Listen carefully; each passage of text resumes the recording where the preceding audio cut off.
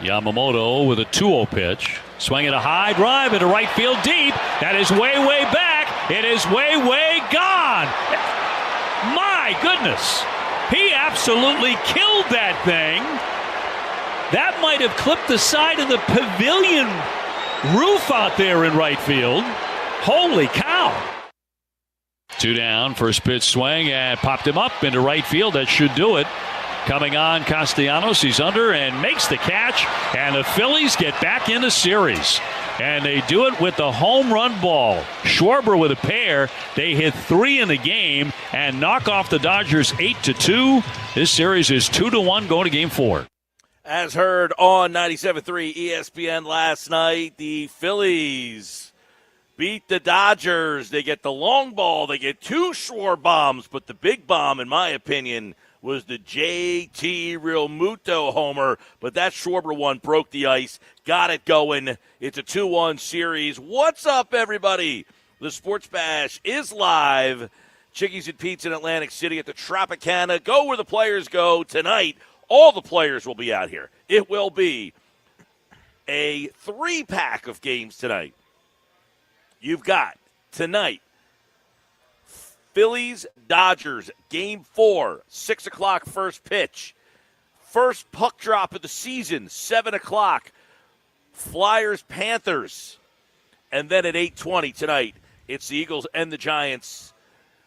Well, we're jam-packed. We're busy, and I want to get into the game from last night, obviously. I'm going to map out the radio broadcast for you tonight real quick. So the Eagles-Giants game will be on 97.3 ESPN. The coverage of that game will start at 7 o'clock.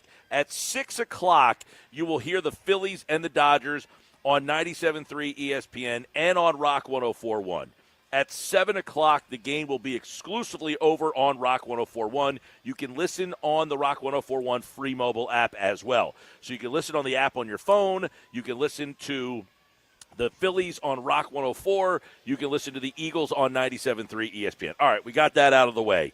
Last night, Nola starts the game. Everyone's going crazy. Nola gets the job done. Nola, you can make an argument, was pitching well enough that you wanted to keep him in the game. I tweeted out, I hate piggybacks as a plan. The first pitch Suarez throws goes over the fence. And one of the reasons I don't like piggybacks as a plan is because Nola looked good. Nola looked sharp. Nola looked like he could have kept going. And as they mentioned, Tommy Edmonds is a switch hitter. He's a better right-handed hitter than he is a left-handed hitter. He has more power from the right side. Well, Ranger comes into the game. He gives up a first pitch home run, and you're thinking this plan just went out the window. Well, absolutely was, in hindsight, the right move. They got 2 innings from Nola, and then the 5 innings they got out of Ranger. Now, the big question would have been what would have happened had that game still been close. Right? If the game last night was close still, and they had to make a decision, Rob Thompson said after the game the plan was to go to Duran in that spot. And I'm not sure that everybody would have loved that plan, but that was what they were going to do. They were going to take Suarez out of the game and go to Duran in the 8th inning last night, and he possibly would have pitched 2 innings. Now, would we be talking about that all day today? Possibly. Now, the Phillies could have won that game 4-1, 3-1, whatever the score would have been. They won a game last night where they could have won 15-1, but it goes to show how important it is when the top of the order is going for this team. When you get production from Trey Turner, Kyle Schwarber, Bryce Harper, and those 3 guys are a big part of why you win every single game, there is no this decision, that decision. It takes the decisions out of the game. And they said it last night. They had the plan before the game. They had planned that this was what they were going to do. And they talked about it during the broadcast, that they had a plan of how long Nola was going to go and exactly where they wanted him to come out of the game. It was 2 innings into the game. And then, of course, you had Ohtani was the second hitter that inning. Suarez comes in the game. Suarez gives up a homer, and then he settles in the rest of the way. And Suarez was awesome last night. It's exactly why you love Suarez. Big moments, right-handers, left-handers, he gets them all out. He just absolutely knows how to pitch. And to have that weapon, it just makes you go back to game number 1 and wonder, how come he was not in that game number 1? How come he was not in the moment in game number 2? If you didn't use him in 1, why not 2? If you didn't use him in 2, okay, you used him in 3. But that Ranger Suarez performance last night was epic. But the Aaron Nola start, I know when Mookie Betts hits that ball and Brandon Marsh makes an awful decision in center field last night to dive after that ball, and he had a rough night at the office, man. The Phillies need a real center fielder. They got to get Bader back, and I don't know if he's going to play tonight. We'll see when the lineup comes out if Harrison Bader's in the lineup. But you need a real center fielder. You can't play Brandon Marsh out there. He stinks. He stinks in center field, and 2 plays last night cost you possibly. If you make those plays and it costs you a game, you can't dive for that ball, let it get past you like that, especially Nick Castellanos not backing up on the play. So that allows Betts to go all the way to third base, and luckily they don't score on that because Nola buckled down and got out of that inning.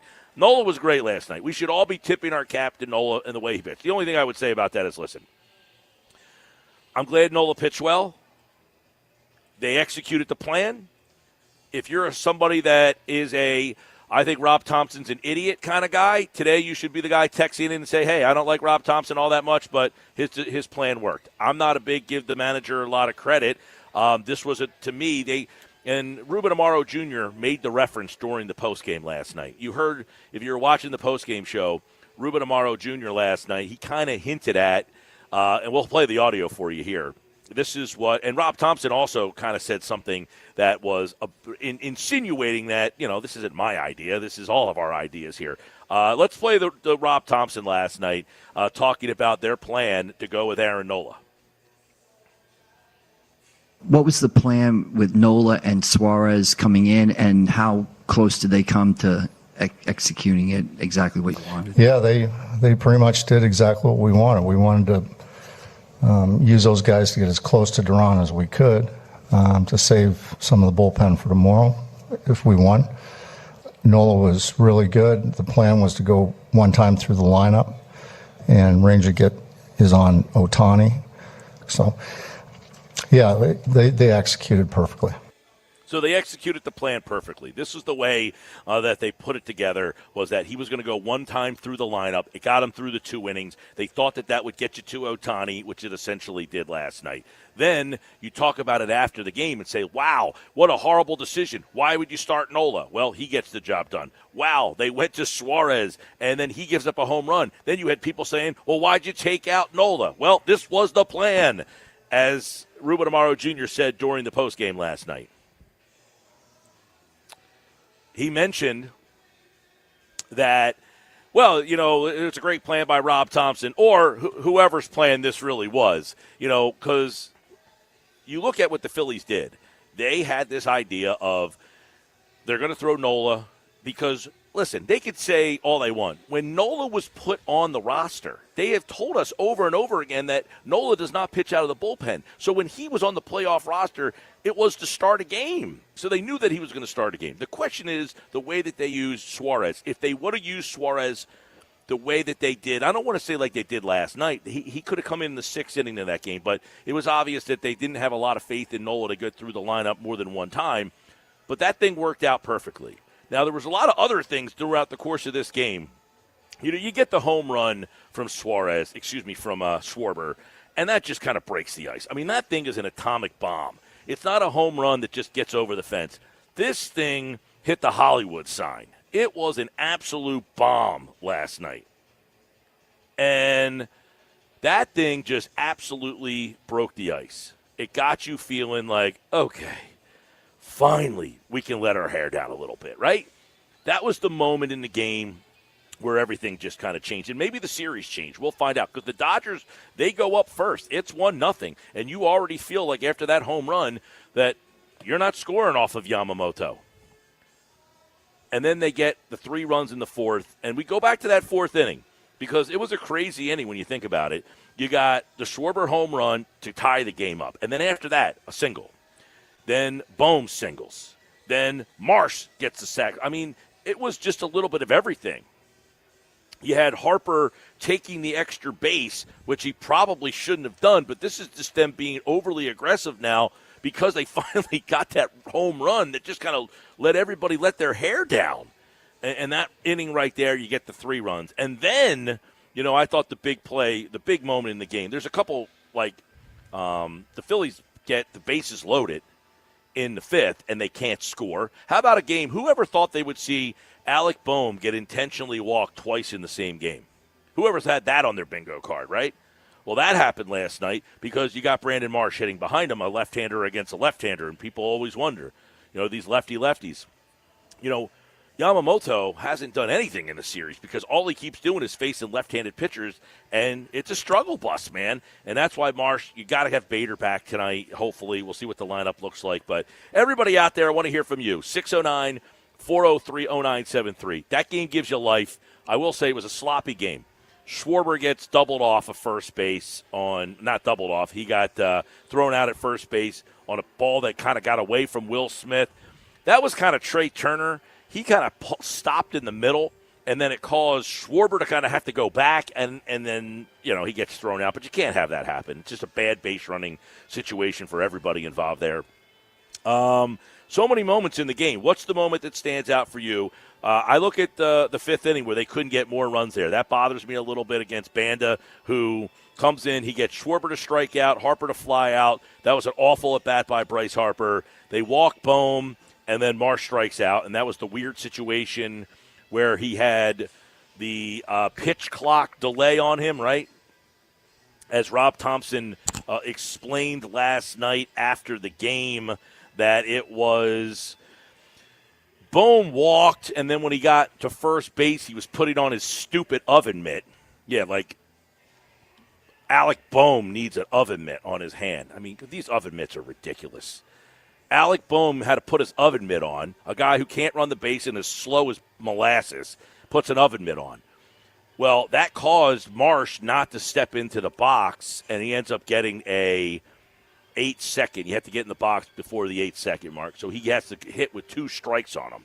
But Thompson said it last night. They executed the plan perfectly, but a lot of the pressure that the Dodgers felt is because the Phillies had a good plan last night. They had a good plan. They were swinging early in the count, and they were getting base hits. They were squaring up on balls. Here's what Rob Thompson says, talking about crediting the hitters last night. I give credit to the players for sure. Our offense was really good. We swung the bats. We had good at bats up and down the lineup. The first 4 guys in the lineup were 9 for 16. They kept grinding. They kept adding on. We had chances in other innings than the innings that we scored. So they just put pressure on them all night long. All night long. That's right. And after the game, you heard from the Dodgers side of things. Mookie Betts talked about pressure. He's like, you guys are asking us questions like we're down in the series. He's like, so it's interesting. They got Christopher Sanchez will pitch tonight against Tyler Glasnow.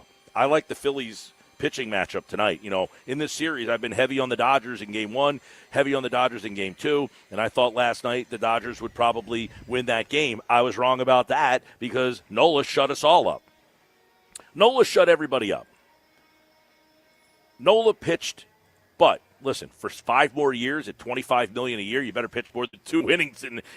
That's all I keep thinking is, you got this guy for 5 more years, and I can only trust you for 1 time around the batting lineup. So they got to figure out that's a big picture problem. But that was the question I had for you, Mike, which is did Nola shut everyone up, or did Nola just stick to the game plan and he just did his job? Well, he did his job, but I thought he pitched well last night in terms of, his stuff was good. He was throwing 94, 95, which is kind of unlike him. He had a really big bite on his curveball. I mean, I thought there were some big pitches and some big. He was really, really nibbling, man. He was really nibbling. But he said, "Listen, I'm not going to throw a fastball that you're going to be able to yank over the fence. You were going to have to hit something, something screwy." He was just throwing curveball after curveball, and he just kept getting a little further outside. He threw some big pitches in some big moments. Wasn't it a 3-2 to end the first inning? Yeah. So, yeah, he pitched great last night. And the whole idea that they came up with, it ended up working. Now, that's what, I talked about this a little bit yesterday. In 2022, they did not have a closer. They just deployed Sir Anthony Dominguez and Jose Alvarado whenever they had to. So if it was the 7th inning, Dominguez was in the game. And if it was the 6th inning and there was a big moment in the game, they put Alvarado in the game. And then they just said whoever's left. And that's when Zach Eflin was pitching some of these games late in the game. That's kind of what the Phillies almost need to do the rest of the way here. Like in this, and Hembo brought this up the other day, so give him the credit for putting this back on the radar. But if you have a big seventh inning and you need to get the outs in the seventh, you're in a big spot, you got to go to Duran in that spot. You can't just say, hey, he's our closer. He can only – no, you got to say, hey, he's going to come in. And then that's where you have some other options that, maybe Ranger Suarez. I don't know what Suarez is. How many pitches he throw last night? Like in the 70s? I think it was 72. I think it was 70, in the 70s. So he should be available to go on Saturday again, you would think. You would think that Ranger would be available, all hands on deck anyway. So you would think that he pitched last night, Wednesday, so you got Thursday, Friday. That's 2 days off on 72 or 70-some pitches. He should be available if you need him again on Sunday. The other Saturday. The other side of the coin is the Dodgers will have Ohtani starting that game, and I assume Snell will be available as well for them. You would think so, absolutely. So on our side, on the Phillies side, all hands on deck for everybody. Yes, Luzardo's going to need some help probably. 609-403-0973. Shades of Matt Stairs, Bobby says. Yeah, this one was a Titanic blast. This one was a bomb. Sorry, I was going to say that Suarez at 72. Nola only had 31, by the way.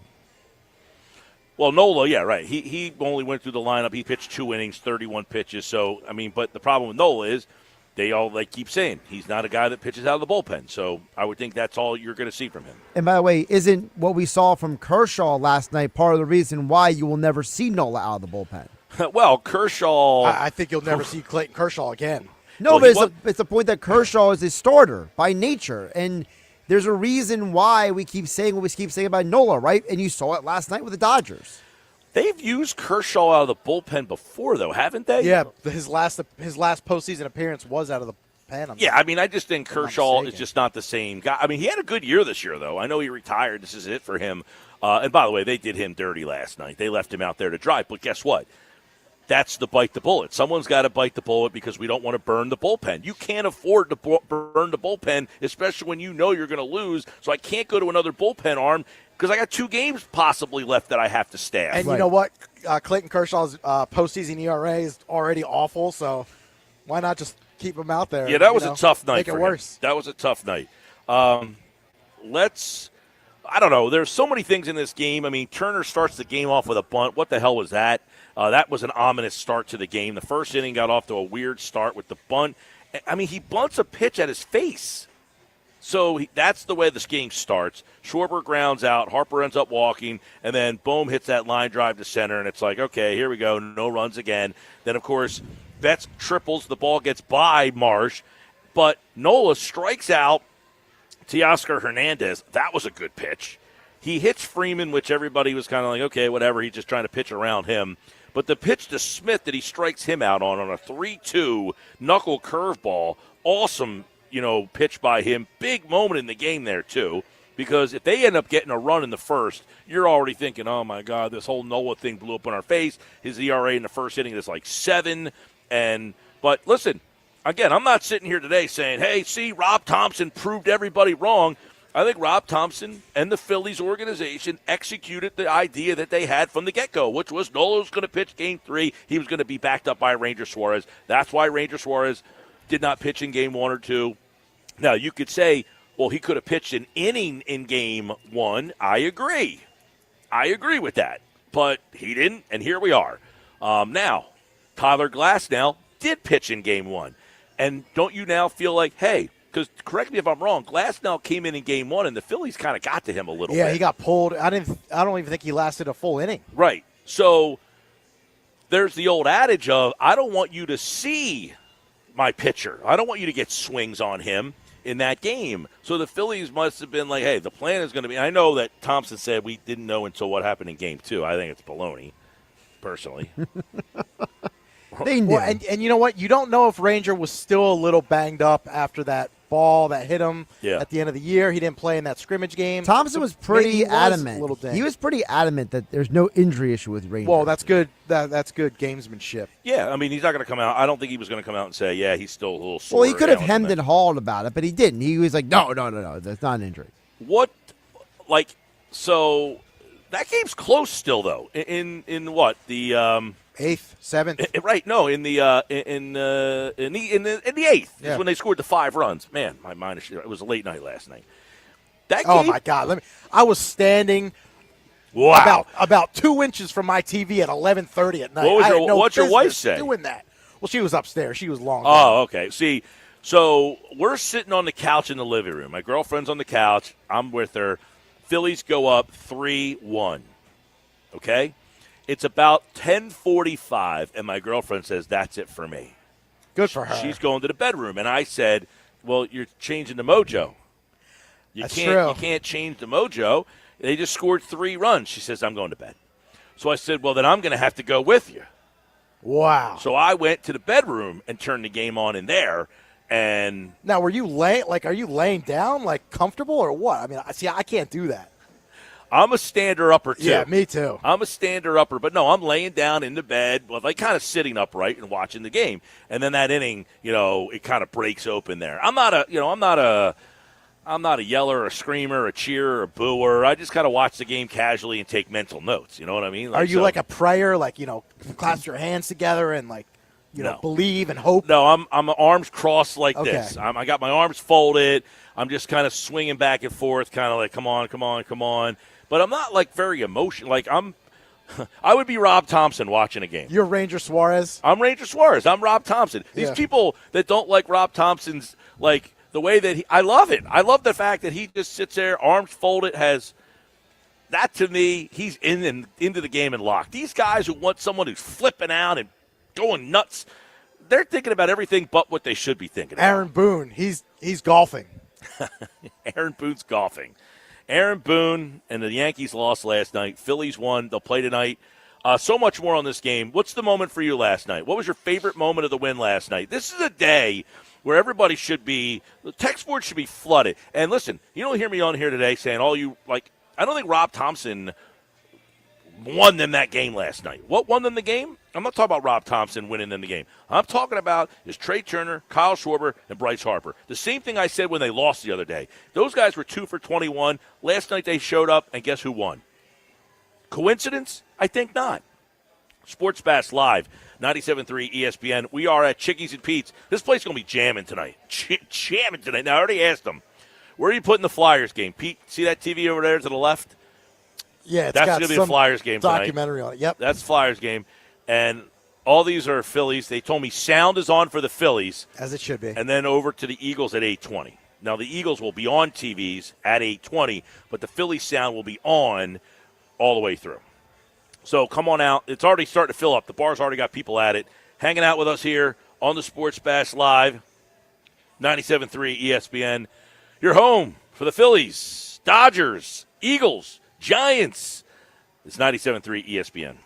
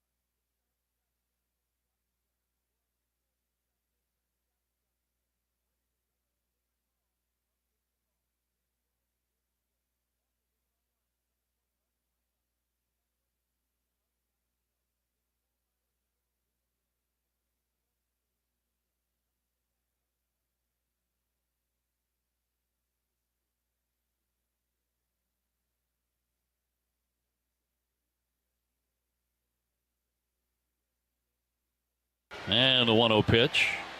Swinging a high fly ball left center field. That's hit well. Dean going back to the track. He's going to watch it go. That's a home run. JT Realmuto will touch them all to give the Phillies a little bit of extra breathing room late in this one.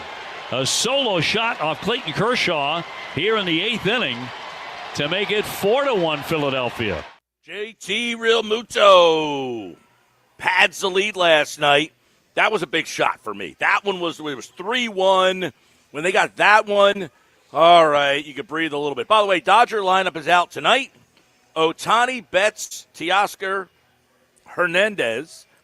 Freeman, Edman is in the 5-hole today. Will Smith, Cole, Kike, and Pages. That's your lineup tonight. Kike, man, he just continues to get on base. Dude.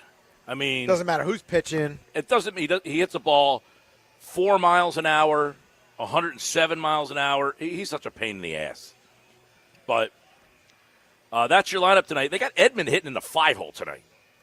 Will Smith 6, Cole is hitting 7th, Kike 8th, and Pages has struggled. He's a guy at 27 homers this year, and they pinch hit for him last night at one point. That's a Dodger lineup tonight against Christopher Sanchez. Glasnow pitches for the Dodgers, and, of course, you can listen to that game at 6 o'clock. The game will be on 97.3 ESPN and on our sister station, Rock 104.1. At 7 o'clock, the game will be over on Rock 104.1 exclusively. 609-403-0973. Anybody see Phillies lineup, let me know. I'll keep an eye on that as well. We're live at Chickies and Pete's where the players go. It's going to be packed in here tonight. Man, so we got the poll question up at Mike Gill Show. You can vote over there. A lot of people voting right now, Peachy. I want to get your vote as well. Josh, your vote. We'll have Nuggets vote later on in the show. And I'll tell you why I put these answers like this, okay? What game will you focus on more tonight? Phillies, Eagles, Flyers, or are you going to watch Fox News, CNN, or MSNBC? Now, there is some current events I'd like to well, that's for Nicky Nuggets, who went to the debate last night. I got so you. I didn't know if he was going to be watching, whatever's happening in current event. He might be, and I don't know if Nuggets is a Fox News guy, a CNN guy, an MSNBC guy. He was at the New Jersey governor debate, though. He was at the debate last night. I So will I had to put that option in there in case Nuggets wanted to vote and he wanted to have another political Something tells me, though, that Nuggets is not going to vote that way. Well, I'll tell you right now, 2% have voted Fox News, CNN, MSNBC. I will say, in Nuggets' defense, he was there because of his other job. He wasn't there because he was supporting a candidate, okay? I didn't say he was supporting a candidate. I just said that, that's why I Well, wrote a lot of Fox people- News, CNN, or MSNBC. It could be, I don't know which side of the ledger he's on. It's not my business. Don't care. And that's why I gave you all three networks, because you got one who's pretty crazy on one side, one that's pretty crazy on the other side, and another one that's somewhat lunatical. It's true. Yeah. But my answer would be Phillies. You're going Phillies. Josh? Listen, the priority is the Phillies begrudgingly because, to me, I hate the fact that these two games are happening the I same hate night. it too. It's too bad. What's the TV setup for everybody? I want to know. I love finding out how people are going to play this because there's 3 games tonight. Now, I imagine it's the Flyers opener, though. So, if there's one game a year that you're like, you know what? Rick Tocchet, the Flyers, I want to see what they look like. You want to see the opener, right? They're playing the Stanley Cup champions. That's generally how you play this thing. But they are, unfortunately, so lost in the sauce right now. Yeah, I'm going Phillies big TV. Phillies Eagles, big TV. Eagles iPad. Eagles iPad. Flyers. Now, think about this. Highlights. Hold on a morning. second. Remember, the Phillies game starts at 6. Yep. So that's on the TV by itself for an hour. Correct.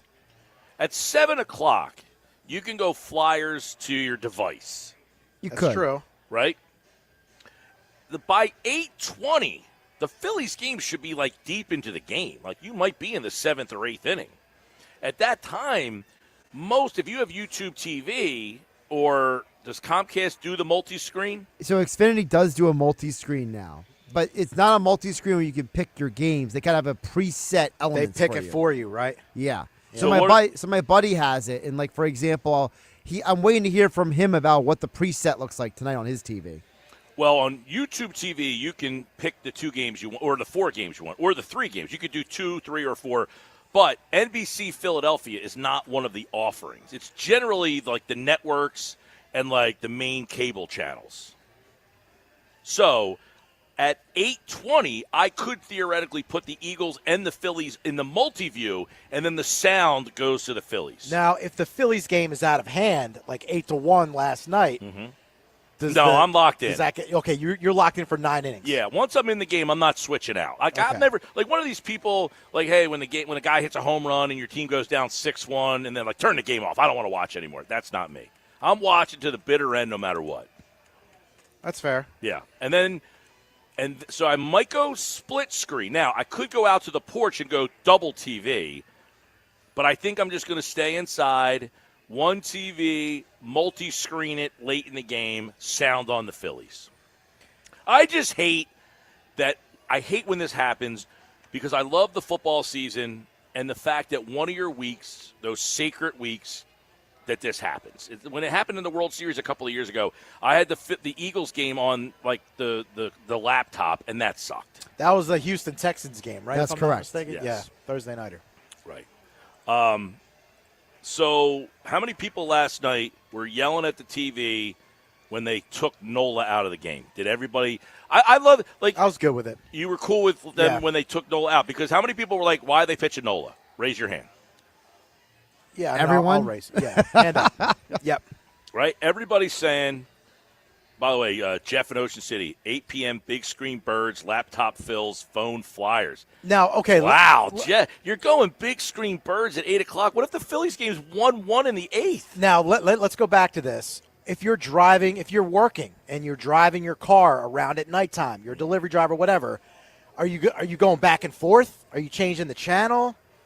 That's a tough one for me. Luckily, I'll be watching on TV, but if you're driving, What do you mean? that's difficult.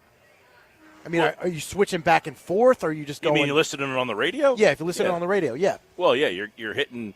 The baseball game will be on Rock 104. Right, but it goes and the to commercial. Football game will be on, then you flip back to 97.3. And then but how long do you give it? Do you give it a drive? Or what you could do is that's what I struggle with. You could download the mobile app on your phone. Well, there you go.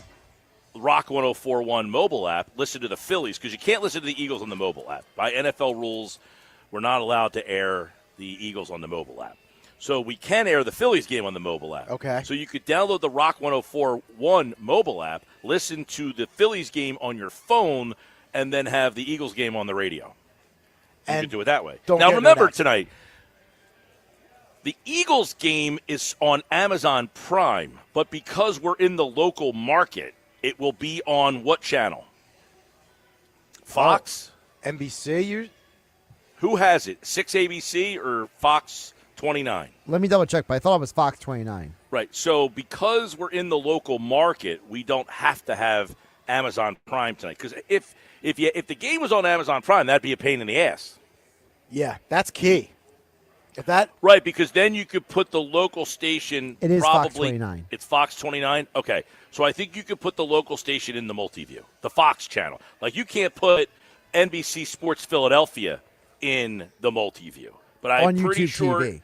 On YouTube TV. But I'm pretty sure you could put Fox 29 in the multi. I'm not 100% sure. I don't do a lot of multi-view. I don't, but like they'll give you a 2-pack, a 3-pack, and then a bunch of 4-packs, and you can pick which ones. But you can also put your own in there if you want. So they might have like 20 options for you, preset. And then you can say, I don't like any of these. I want to do my own. And then you could pick your own. Right, on YouTube TV. Now, I'm waiting, like I said, waiting for my buddy to get back to me to tell me what the preset is tonight for Xfinity, because I would be curious to find out, do they give you the option of all three? Paul from Millville. Mike, this isn't even a discussion. Phillies will be on the big screen with the sound on. Eagles are on the iPad with no sound. Flyers won't get any attention tonight for me. I will not be switching back and forth. Once the Phillies ends, then the Eagles game goes on. Did the same thing a few years ago. The same situation happened during the World Series. Now, this guy, he's a guy with a plan. Paul in Millville has a plan. He's saying, I'm going strictly strictly Phillies. Now, for you, what sport is easier to kind of go back and forth with? That you can kind of leave it for maybe 10 minutes and then get right back into it? Probably football. Okay. Because the baseball, every pitch is a pitch is a something. Marsh gets a violation last night. That was a huge part of the game, and it's one thing. All of it, though. Yeah. The Phillies have the bases loaded in the fifth. If they end up losing that game, you go back to that fifth inning, and you're like, you got to, they have a runner on, they have bases loaded, nobody out. You got to put the ball in play. You cannot strike out there. You saw what happened when, who hit the ground ball to Muncy? Castellanos.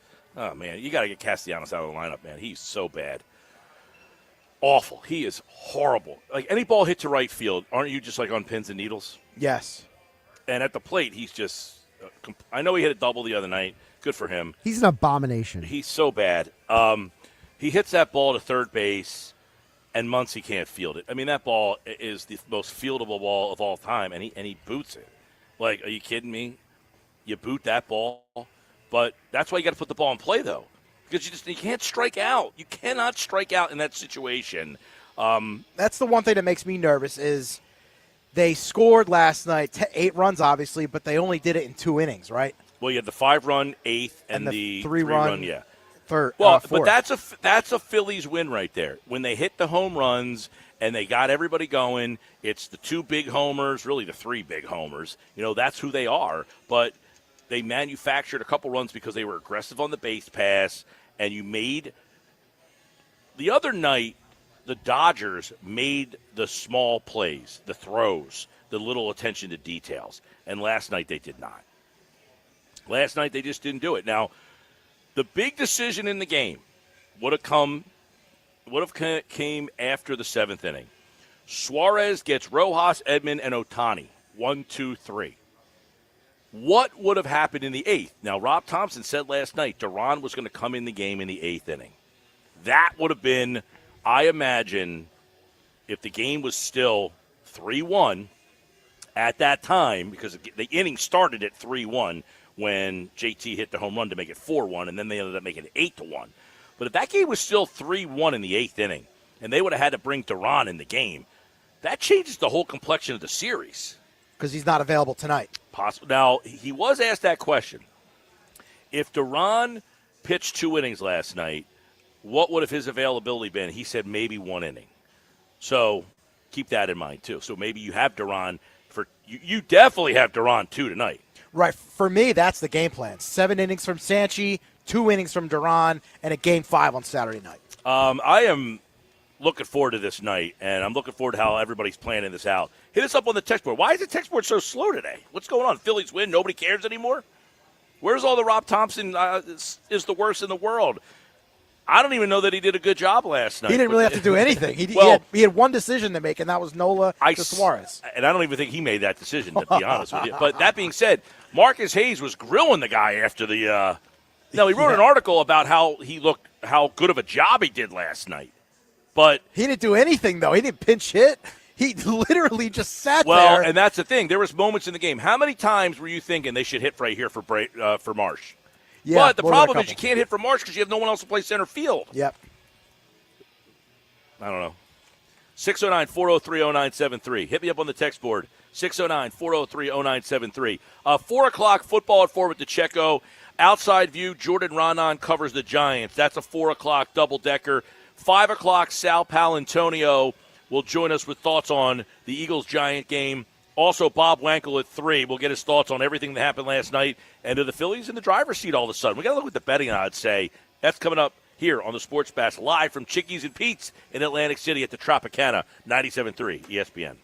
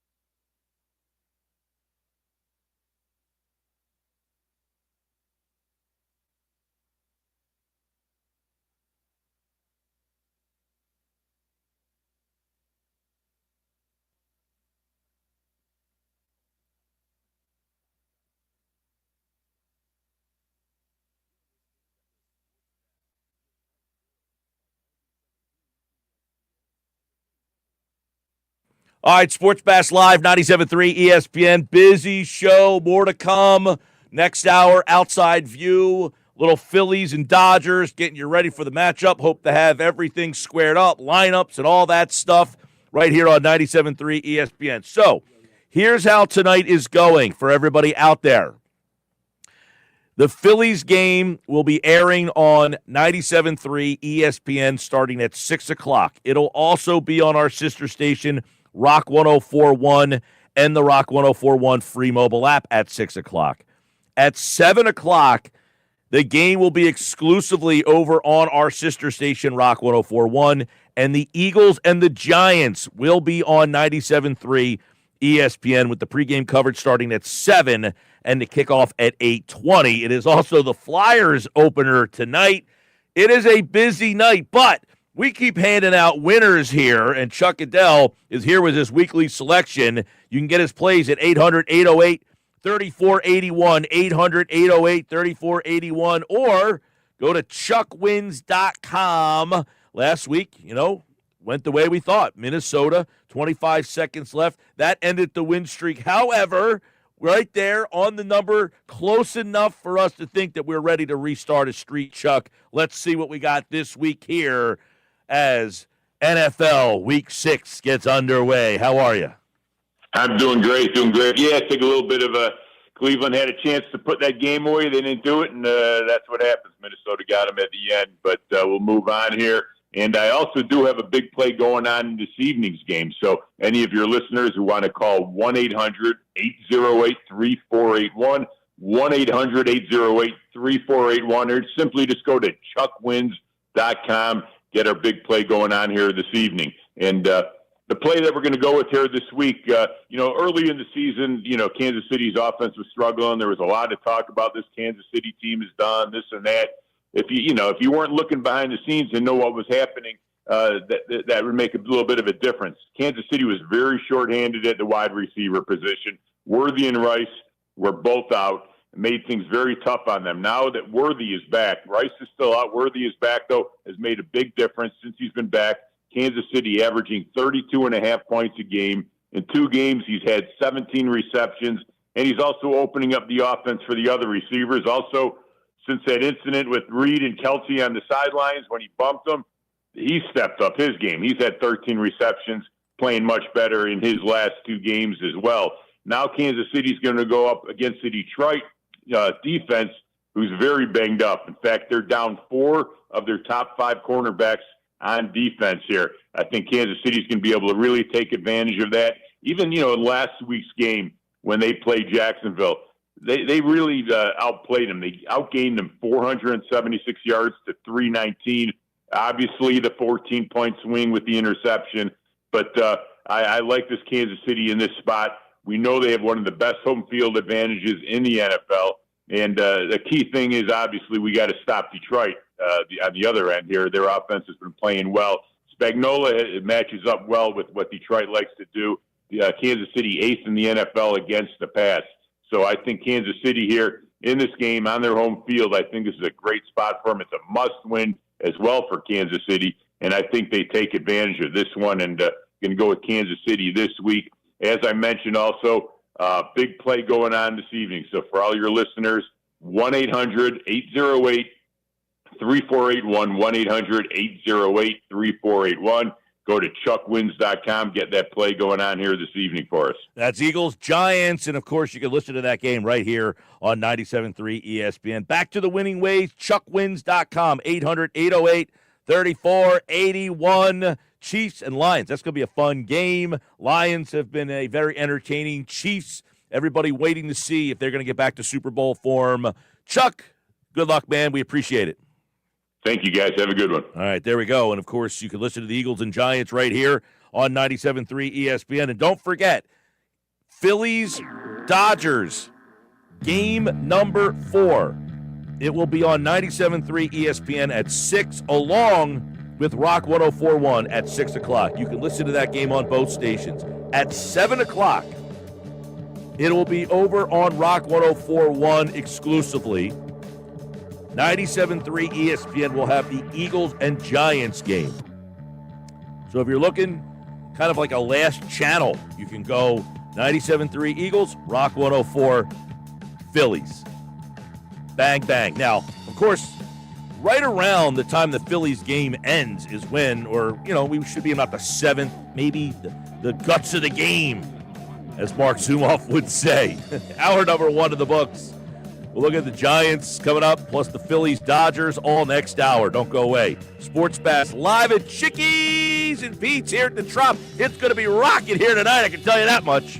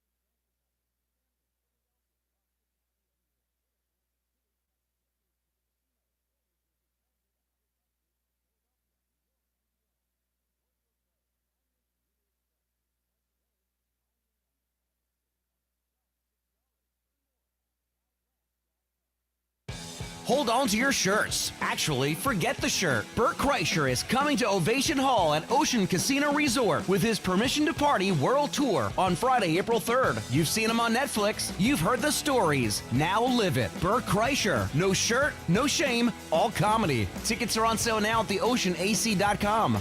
Must be 21 or older to wager or consume alcohol. Gambling problem? Call 1-800-GAMBLER.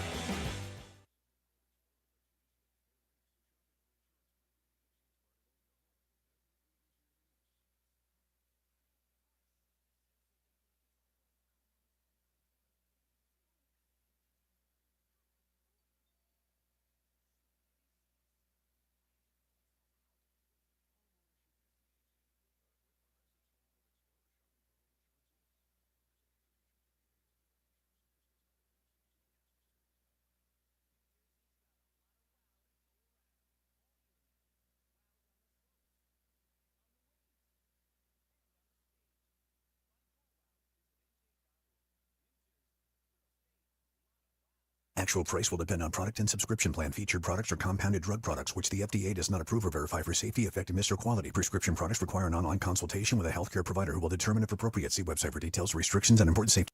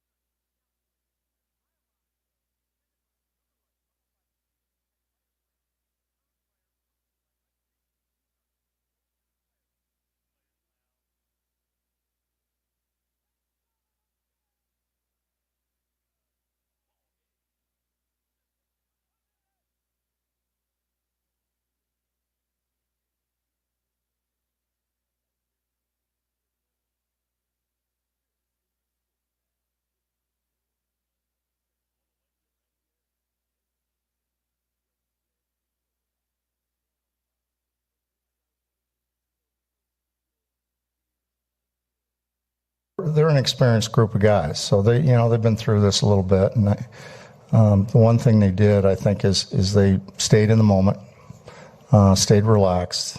If you stay in the moment, trust the process, trust your teammates, and not really focus on the result, you have a better chance of getting to the result. And they did that. Rob Thompson after the game last night, he was getting grilled about everything. Hey, Rob, you've been getting a lot of criticism lately. Oh, yeah, I haven't noticed. Well, Thompson kind of shut everybody up, at least for one night. This man right here, Bob Wankel, predicted that Aaron Nola would start a game. I don't know that he gave me the over-under on the innings pitched in the game. However, last night we saw him get through the lineup one time. They went to Ranger Suarez, and it worked out perfectly, Bob Wankel. Sounds like this was the plan, maybe not all along, so they say, but is this why we haven't seen Ranger deployed at all? Because this was kind of what they were hoping to do with him? Yeah, I mean, look, I think you saw last night they've struggled a little bit with some of their decisions. They haven't paid off. Last night it did. Kudos to the Phillies for that. And yeah, I mean, I don't think you want to use a starter if you feel like you have the arms in the bullpen to take down these outs. You want to try to avoid the starter if possible. And in game one, I think they felt like they could do it. In game two, I think that they felt like they could do it. And part of the reason why is because of what you saw last night. Well, last night they go with Nola for the first inning, and it gets off to a weird start. Marsh dives for the ball. It gets past him. You got a guy on third base. And this kind of big picture is why, you can't play Brandon Marsh in center field. We don't have the lineup yet. At least I haven't seen it. I know the Dodgers lineup is out. All right, the lineup is out. It just came out. So let's see. There is no Bader in the lineup tonight. So you got Marsh playing center field again, and obviously you saw two plays last night where he kind of factored in. And in a closer game, those plays are paramount. But right off the first inning, this looked like it was going to go poorly for the Phillies. But give Nola a lot of credit. He had some big, a 3-2 knuckle curve strikeout to get out of the first inning. He got Hernandez, the batter before. A lot of the players said after the game, though, Bob, they were surprised they took him out of the game. Yeah, a lot of times you don't want to reveal the plan to the entire team or even really reveal the plan to the pitcher. I think you conceptually say, look, we're looking for your best stuff. Just get us outs. Get the out in front of you, empty the tank. And then I think from there you kind of read and react and see how far that takes you.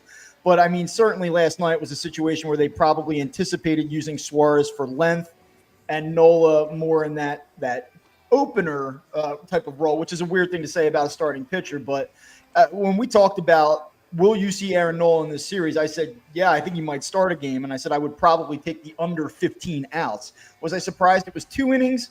Maybe a little bit, but I was not surprised that it was, was not 4 or 5 or anything beyond that.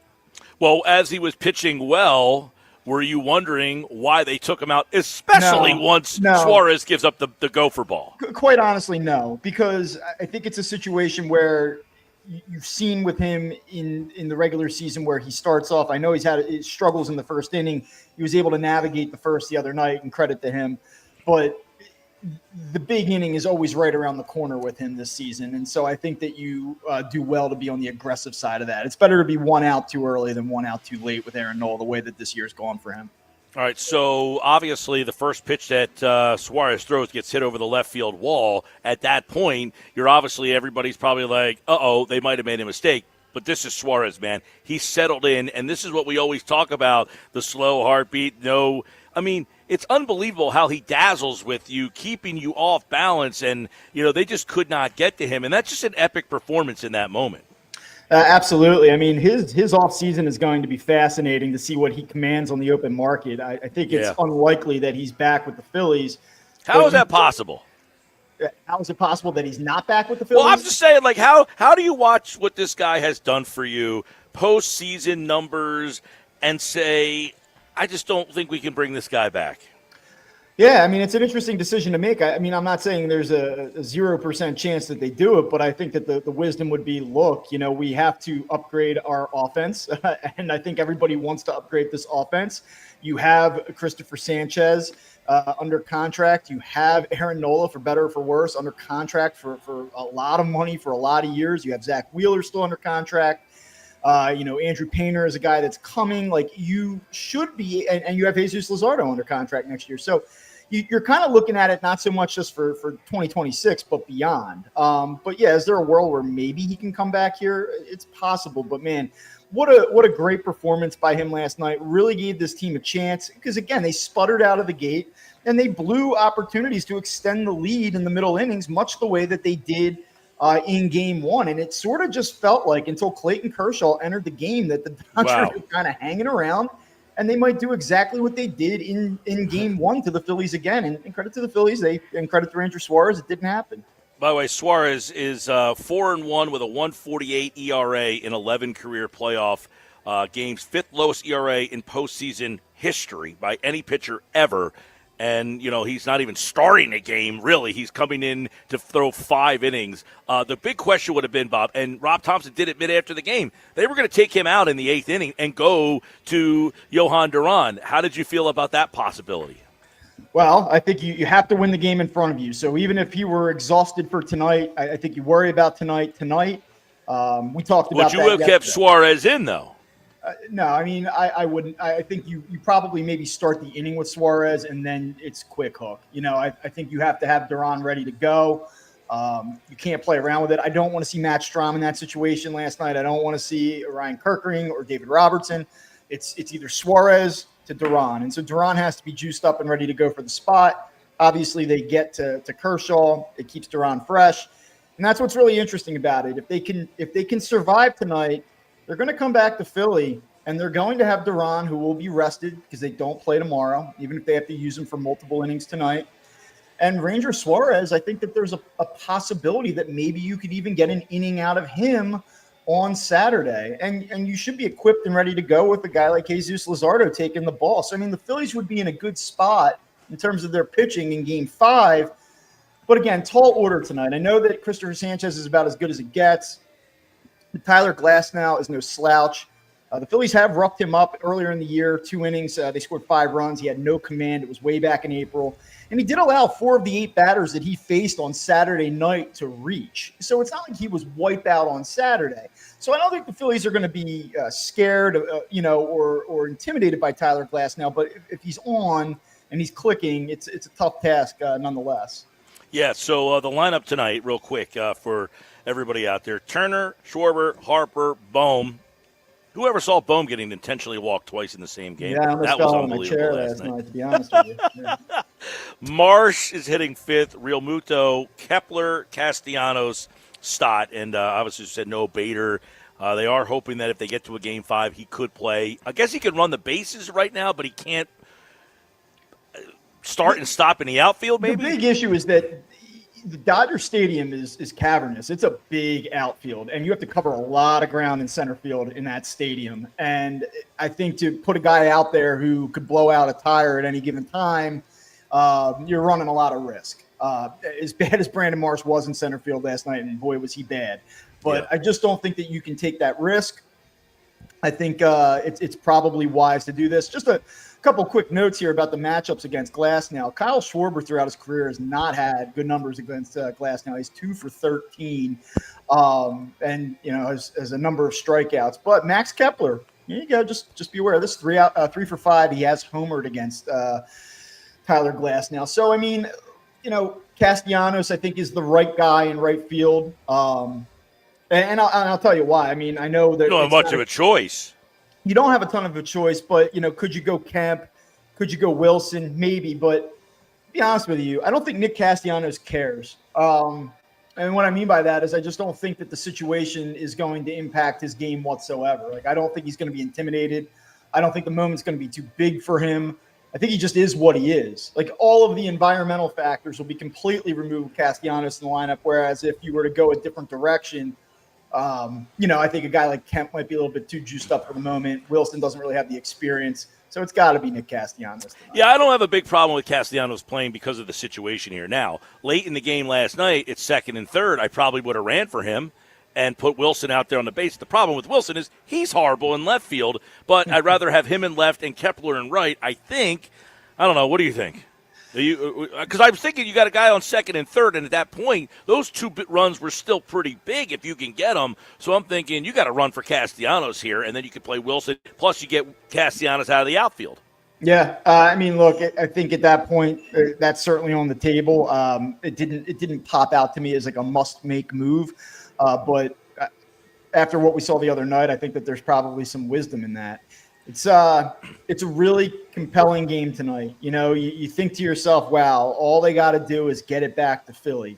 And certainly they have not played well in recent games in the postseason at Citizens Bank Park. But, you know, this is a huge, this is a franchise defining game tonight. For a lot of these guys, man. I did not expect, quite honestly, that I expected them to play tonight. I thought they had no shot last night. And the way the game started, and Yamamoto was on early, some weak contact. I was stunned that they won that game last night. And so they'll see what they got tonight. I agree, but the Schwarber home run, obviously that just cracks everything, and it makes you then, you know, quite frankly, Harper is overly aggressive, and this is one of the things we always yell at him for.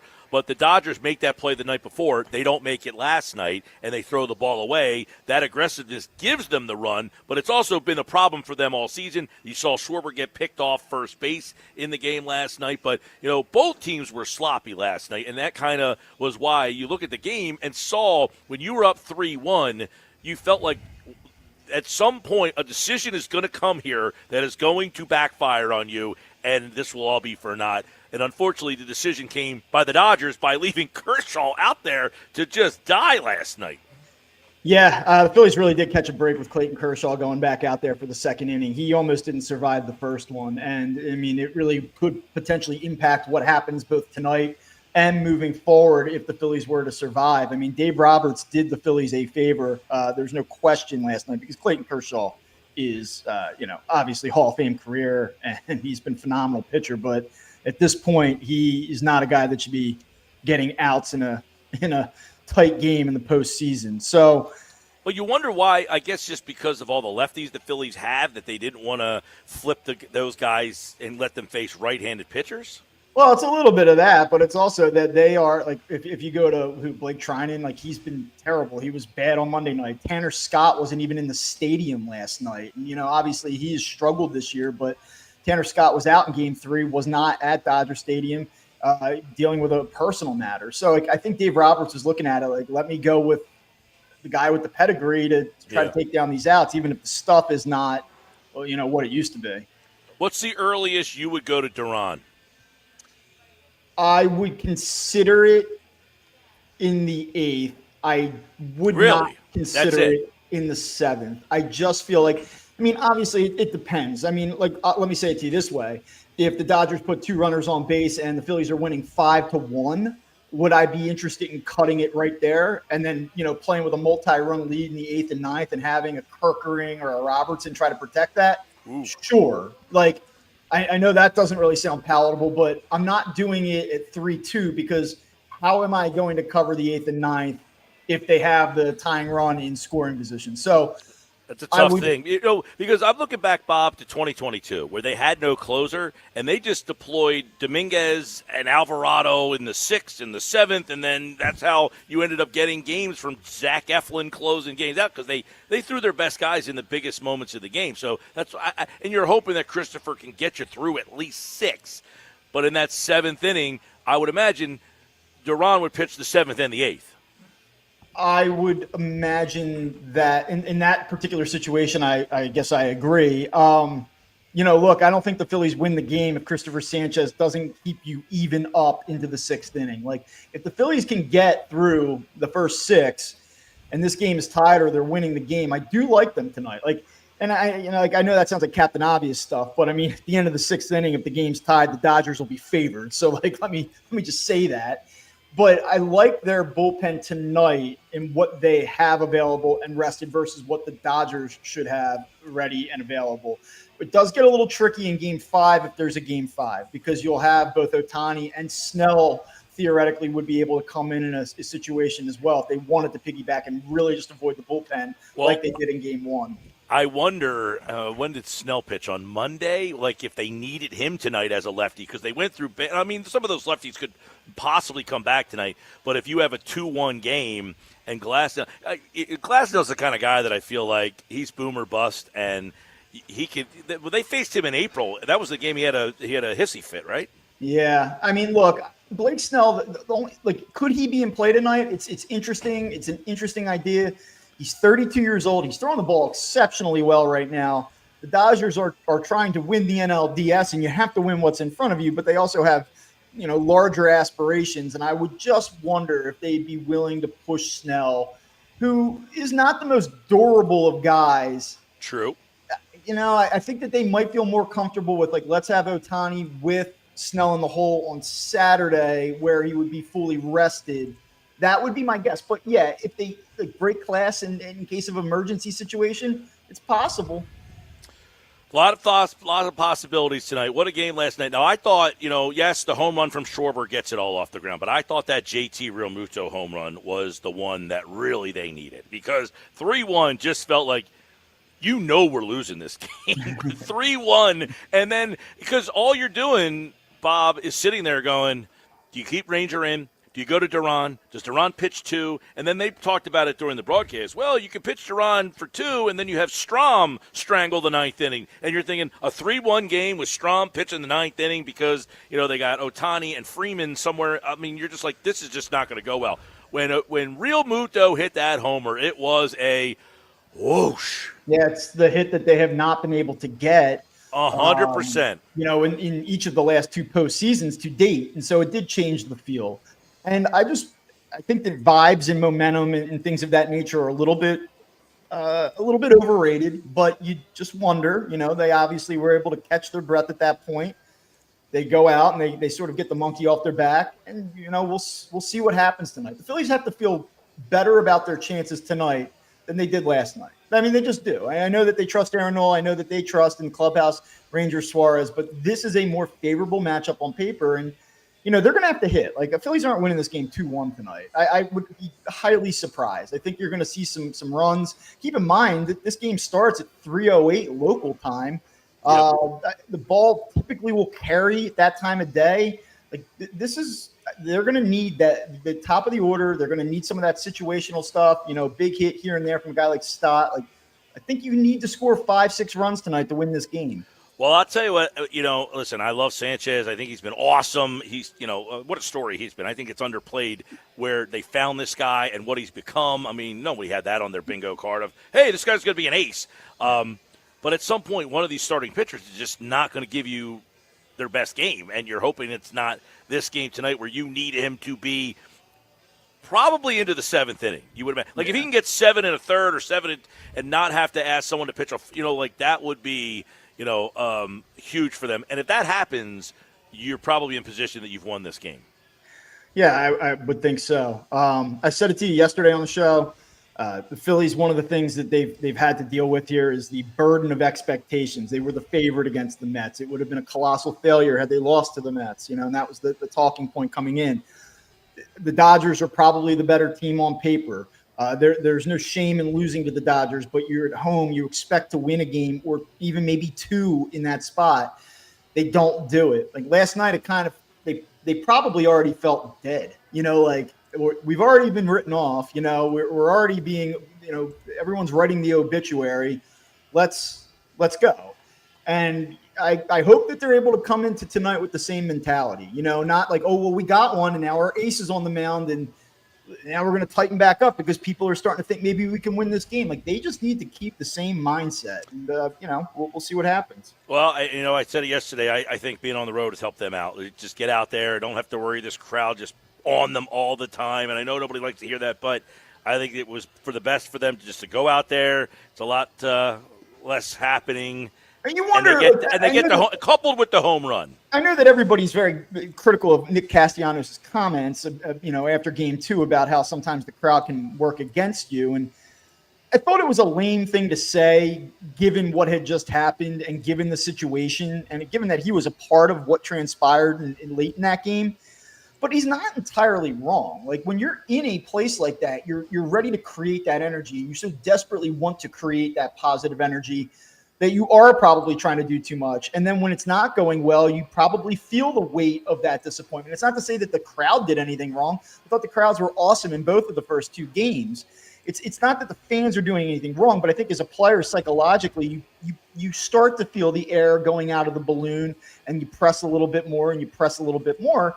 And I do think to a degree, if you go back to 23, when they lost the final two games to the Diamondbacks, there was a little bit of I wonder if there was a little bit of an autopilot quality about those losses. Like, we're at home. This place rules in October. All we got to do is show up. Well, if nothing else, after the end of 23 last season and the first two games of this series, the Phillies know that they can't just show up and, Red October and the vibes are going to carry us to a win. Like, that's not happening. Like, you got to go out and do it. Yeah. So we'll see if they get the opportunity to show that they've learned a lesson if they come home on Saturday. But just for the drama, just for the sake of fans everywhere, you want this thing to go 5. By the way, Tanner Scott has officially been taken off the roster, so they got that approved today, which means if they do advance, he would not be eligible for the championship series. Because some people wondered, should the Phillies take Bader off the roster because you can't play him in certain spots, but then he wouldn't be eligible to play in the championship series. So that is why Bader has not been taken off this roster, and they are hoping that if it gets to Game 5 that he could play center field in that situation. I don't know, man. A Walker Buehler appearance tonight? Well, I think it's I think it's all hands on deck, and you might see some things get weird. You know, I think the Phillies would like to stay away from Walker Buehler. Like, I know it's a fun storyline, and he had a lot of success with the Dodgers, and he was fine in a very short amount of time with the Phillies in September when half the teams he was facing weren't even paying attention. Like, I just don't think that Walker Buehler, with the season on the line, like, let me put it to you this way: even as ineffective or inconsistent or anxiety-inducing as guys like Matt Strahm and David Robertson and Orion Kirkering are, I still think I'd rather see those guys out there than Walker Buehler at this point. All right, well, hey, we have another game to talk about. Hopefully we get another one. The Phillies and the Dodgers are coming up at 6 o'clock. You can listen to the start of that game on 97.3 ESPN. At 7 o'clock, it'll be over on Rock 104.1, and, of course, Rock 104.1 will have the entire game starting at 6 o'clock. The Eagles and the Giants will be right here on 97.3 ESPN. You all right with Arison getting the start tonight in goal? Oh, yeah, I'll be really dialed into the orange and black tonight. No, we always love to get the setups. We got people texting in all day their setups for the game. What's the Bob Wankel setup at the new Palace? My setup's a disaster. I don't have the multi-TV arrangement yet. I have one really nice TV, so I'm probably going to have to bring in like an iPad or, a smaller screen just to have eyes on both. But the Phillies obviously have to be the primary focus, so long as it's a competitive game. So you got Phillies. If you had – so it's a 6, 7, and 8. So, I know the Flyers. I just want to say, and no offense to anybody that loves the Flyers, but if I had 8 screens, the Flyers wouldn't be on tonight. I'm just not a hockey guy. I got you. Listen, I kid. We're at Chickies and Pete's. There's 700 TVs here. They have one picked out for the Flyers tonight. So there you go. If you want to come watch the Flyers, you better get here early. The corner right to my left here. Phillies now. Amazon Prime, but I think it's on Fox 29 locally. So, and it's good because you'll get it right about the 8th innings. When that's important too. Like, if you're a cable guy, you have to get in and out. Like, you have to hit the last channel. Going in and out of Amazon Prime and then jumping over to cable is a disaster. So you got to take advantage of that local feed tonight. Absolutely. All right. Well, hopefully we have another game to recap tomorrow that will be looking ahead to Saturday. We'll see how it all unfolds. How you feeling today? You feel good? Feel better than last night. I don't know, man. I can't pick baseball games. What do I know? I did say Dodgers in 4, so let's hope I'm wrong for the 15th time this season. I had the Dodgers in a sweep, so we're all wrong at this point. Let's go. All right, man. Bob Wankel, the Fighting Words podcast. Check that out on all podcasting platforms. And he joined us here on the Sports Bash Live 97.3 ESPN for a Mike and Bob Thursday baseball chat. Well, we've been doing a lot today on the Phillies. Poor Flyers, by the way, man. Yeah, it's not a great night. Rick Tockett's first game. You're feeling a little better about where things are headed. Hey, listen. The NHL opened what, Tuesday or Wednesday night? Tuesday, yeah. Could have had if the NHL had a half a brain, you have the Stanley Cup champions open up your first game of the season. The Flyers could have had their game out of the way on Tuesday night, right? They're lucky this game's not in Philly tonight. They'd be playing opening night in front of 5,000 people.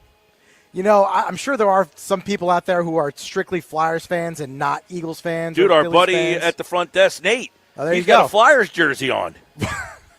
I asked him the other day, you going Eagles, Flyers, or Phillies? He told me Flyers, number one. Yeah, there you go. He has a Flyers jersey on today at the front desk. That's a diehard. Diehard Flyers.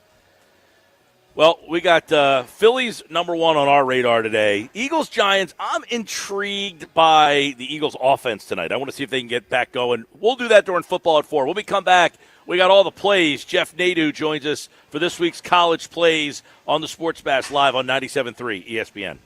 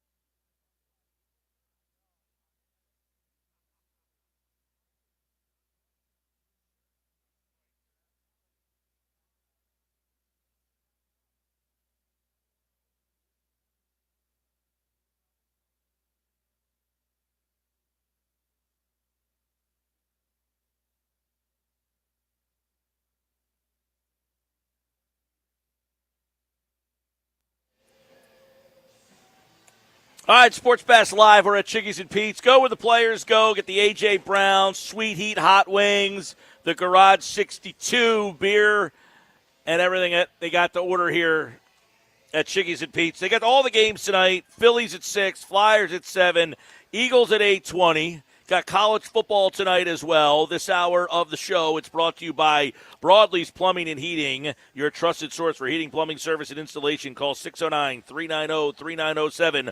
Online at broadlees.net. Don't forget, 6 o'clock, Phillies baseball will be on 97.3 ESPN and Rock 104.1.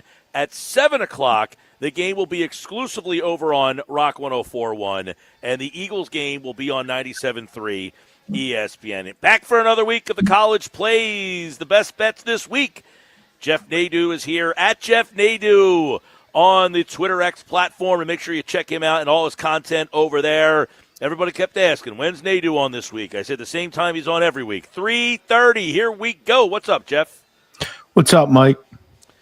Doing good. Got a little Eagles-Giants tonight. We'll get your thoughts on that, but some interesting games this week that you have on the ledger here on this card. Let's start off with this one here. Arkansas and Tennessee, minus 12.5, over-under 69.5. Highest over-under of the season in this one here. A lot of points, I would imagine, in this one.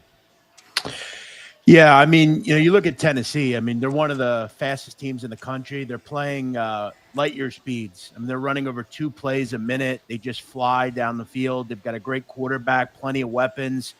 They're a terrific passing offense, top 6 in America. They score touchdowns in the red zone, a lot of chunk plays.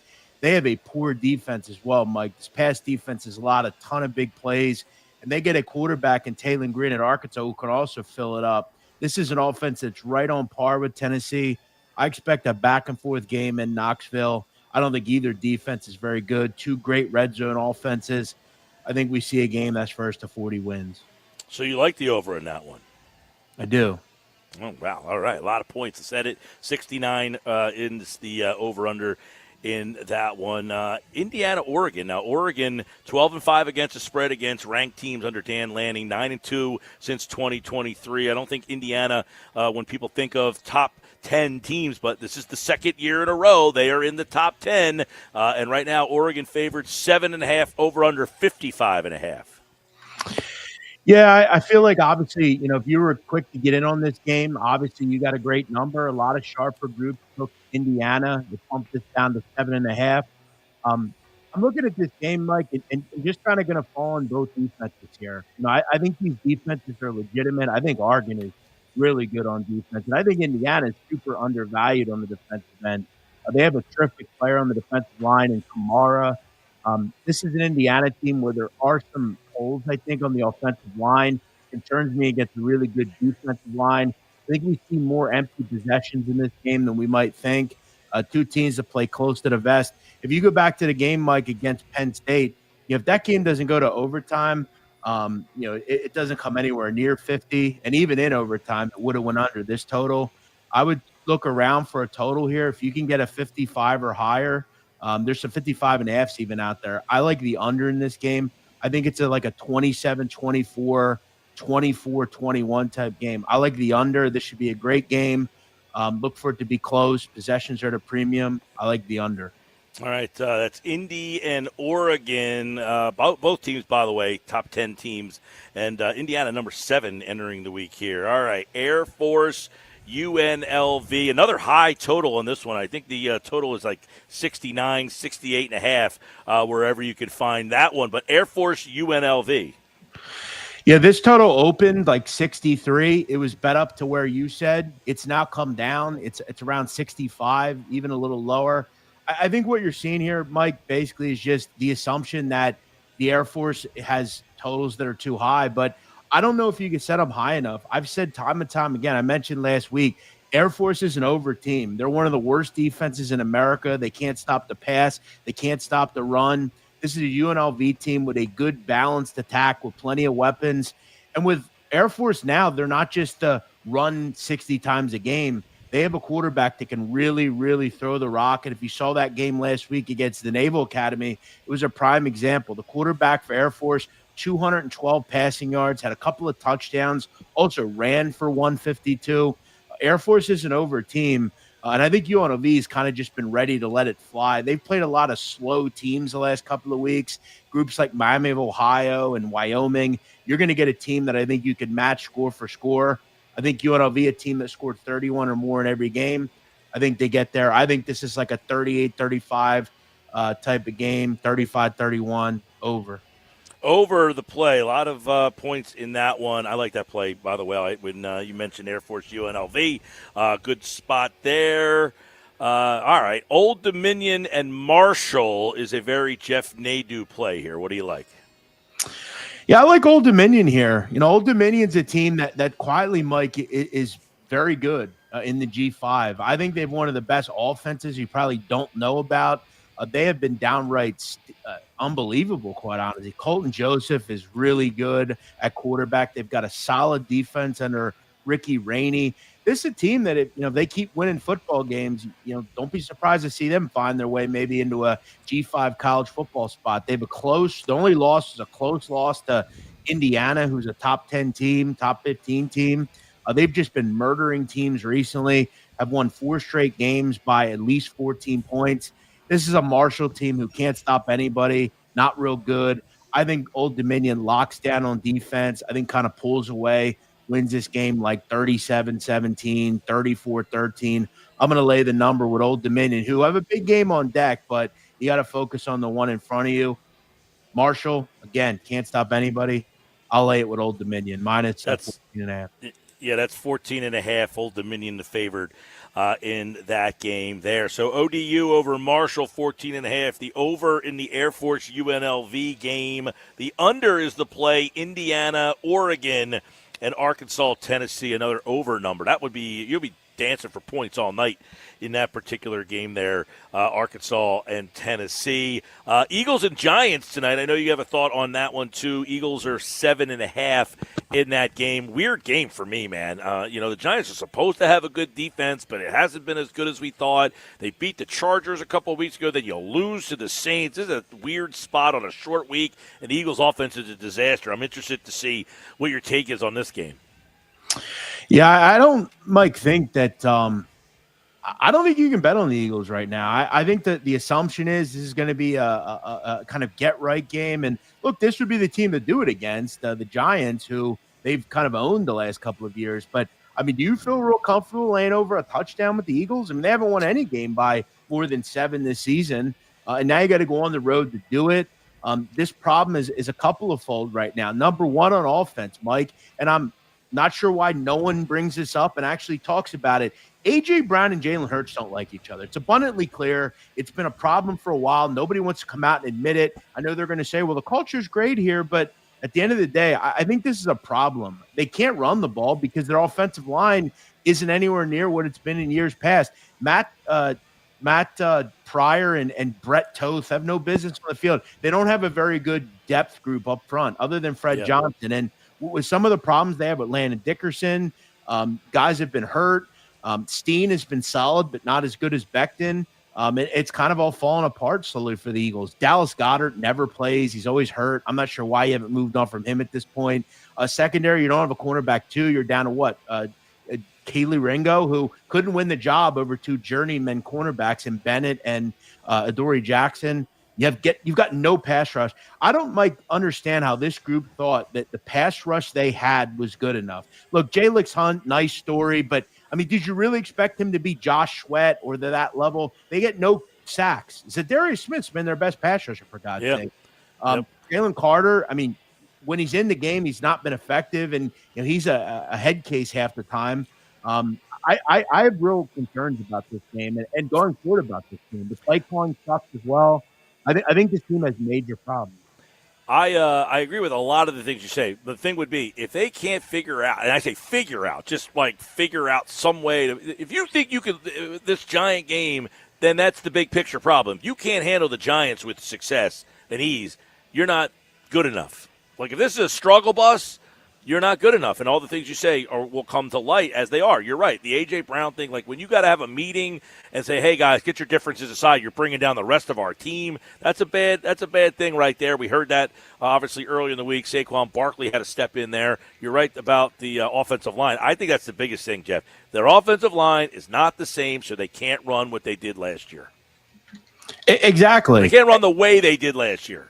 No. And they're trying to. And they're trying to duplicate what they did last year, but they can't because they don't have the line to do it. 100%. And look, I know, Mike, you're not going to be able to keep every player, right? But I didn't understand why you didn't find a way to keep Mekhi Becton. I mean, all he did was do what you needed him to do, and he did it at a really high level. Everybody thought, oh, he's not going to be any good here. He has a great year here, and you just let him walk. I get you're not going to get to keep everybody, but throw in the fact that they don't have real good depth either, and that's the problem. I mean, enough with the Brett Toth experiment. Enough with this. Enough with Matt Pryor. These guys aren't good enough. Throw in Kenyon Green didn't work out. Who's the other stiff they had on the offensive line that didn't make the team? I mean, you get Kenyon Green in that trade. He didn't even make the team. What a complete waste that was. One of the worst first round draft picks, offensive line in a long time. I mean, might be worse, not as bad as Danny Watkins. And I know they didn't draft Kenyon Green, but he was very highly regarded. Yeah, no, he was first round, top 20 pick. Well, we'll see that game and how it unfolds. I'm interested to see if they can get the offense because the Giants haven't played as good a defense as I thought they would play, but they have a good defensive front, and you just talked about the problems in their offensive line. That's tonight. By the way, East Carolina, Tulane. You usually have an East Carolina thought. You like that game tonight? That's a game I'll be keeping an eye on. Yeah, Mike, I hate to be all totals, but this was another one I seemed high. This is a big-time game for both these teams. Both teams have struggled in the red zone. Both teams have struggled to convert on third and fourth down. I think we see a bunch of punts here, kind of a duel back and forth between two good defenses.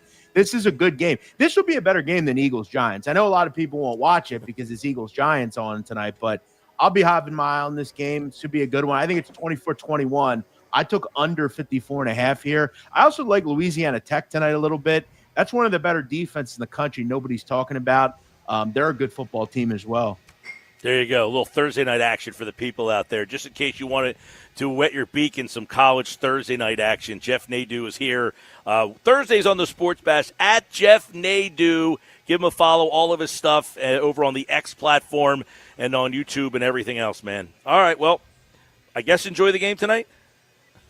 I'll try. Same to you guys. Thanks, Mike. See you, man. Jeff Nadeau back again next week here on the Sports Bash with his plays. There you go. All right, coming up, Sports Bash Live, 97.3 ESPN, the 97.3 ESPN free mobile app. Hey, listen, Jeff was not wrong on a lot of things, but they got to just get through this first half of the season to the bye week. Get themselves I think Landon Dickerson being out tonight, probably for the better.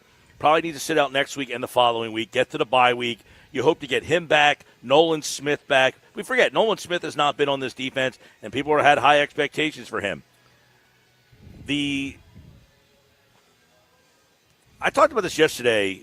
The interior of the defense is not what it was last year. Jalen Carter hasn't had the impact quite yet, and is that because of the shoulder problem? Ojomo, he's not Milton Williams, and you don't expect him to be, but you're having a little bit of a difference in the interior and the cornerback 2 spot. The first couple of weeks, it was a problem.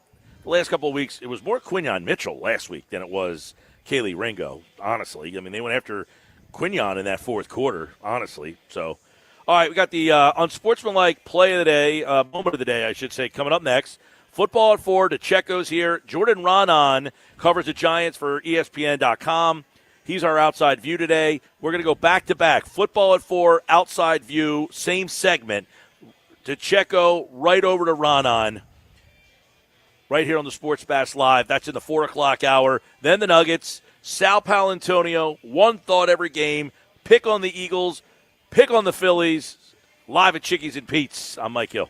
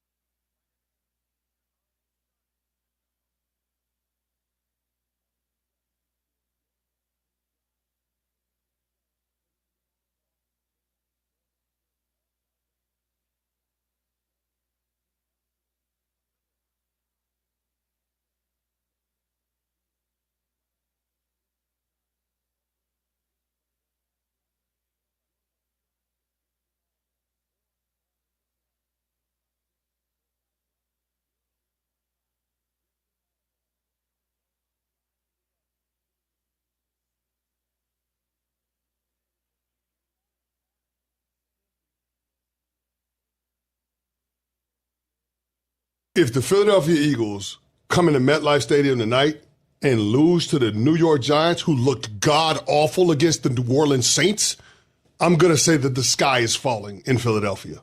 This is a must-win game for the Philadelphia Eagles. Because if they don't win this game, then all of a sudden, all of the issues that we've been pointing to that have been on the periphery or that have been dismissed because of the winning that they've done through the first 4 games goes away. Chris Canny, the unsportsmanlike moment of the day. It's brought to you by White Horse RV. White Horse RV Centers. Find fall closeout savings on 2025s and select pre-owned RVs. Shop now before they're gone. White Horse RV, your RV adventure starts here. Well, Canny, I can't disagree with you. I think this is an important game for the Eagles. It's a get-right kind of game. It doesn't feel like – I don't feel like it feels like a loss, but I feel like it feels like an ugly game. And it's like, oh, we won, but – Is it a style points game for you? Are you the AP poll? I don't think the style points are going to be high. And I think after the game you will get the win – but you're going to be talking more about the aesthetics of this game. Well, that's not good. But I do agree with what Canny says. If you lose this game, it's going to feel like the sky's falling in. Now, you might get bailed out if the Phillies win tonight, because if Phillies win tonight, you'll bail out the Eagles because everyone's going to be on a high about the Phillies playing on Saturday. But if you lose tonight and the Phillies lose tonight, I don't know what happens tomorrow. I don't know. Armageddon. It would feel like Saturday, Sunday, but worse because the Phillies would be done, eliminated, and the Eagles would have lost to the Giants. This could be an epic fail of a night. But I do agree with what Candy said. If the Eagles lost this game, it would definitely be a big problem. This is a game you cannot lose. Does it wreck your season? Obviously not, but I think it tells you have a lot bigger problems, a lot bigger fish to fry. Don't forget to the Giants. The Giants stink. They're terrible. They are. Jackson Dart stinks. Yes. He has no weapons. Neighbors is out. So. Even if he was great, he has no weapons. Right. Don't forget on Sportsmanlike tomorrow morning, we'll look back at the game, Eagles and Giants, right here on 97.3 ESPN with Michelle Canty and Evan Cohen. Our moment of the day is brought to you by White Horse RV Center.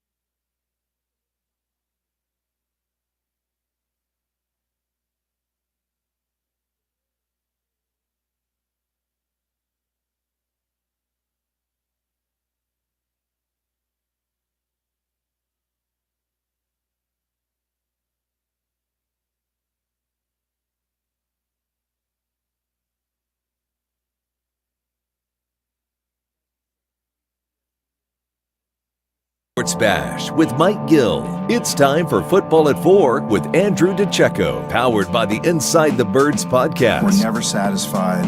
That hunger for more. I have it. Everyone has it. Now live, this is Football at 4. And Football at 4 is powered by the Inside the Birds podcast. It is brought to you by our friends over at the Fanatic Sportsbook at Ocean Casino Resort in Atlantic City. The Eagles and the Giants tonight. And, of course, you can listen to the game on 97.3 ESPN.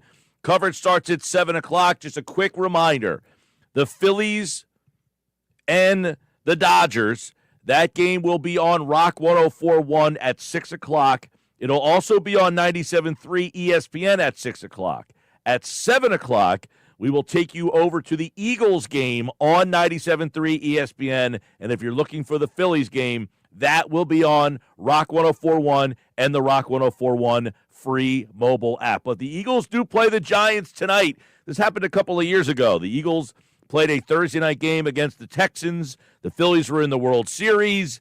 But this one here, the Eagles play the Giants, the Phillies, and the Dodgers. Andrew DeCecco, Football at 4, joins us right now from the Inside the Birds podcast. Andrew, crazy times, but this is an interesting game tonight. How you doing, man?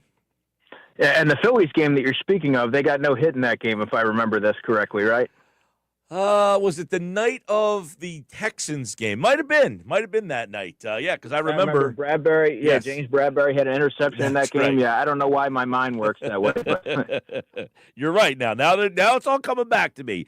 Let's get your thoughts on where this team is following the Denver loss, week of practice, and obviously a Giants opponent on a short week who's really struggling. But what is the state of the Eagles now heading into Week 6 in your mind? Well, they still haven't established an identity on the offensive side of the ball, but I think this is a really good spot for them to get rolling offensively.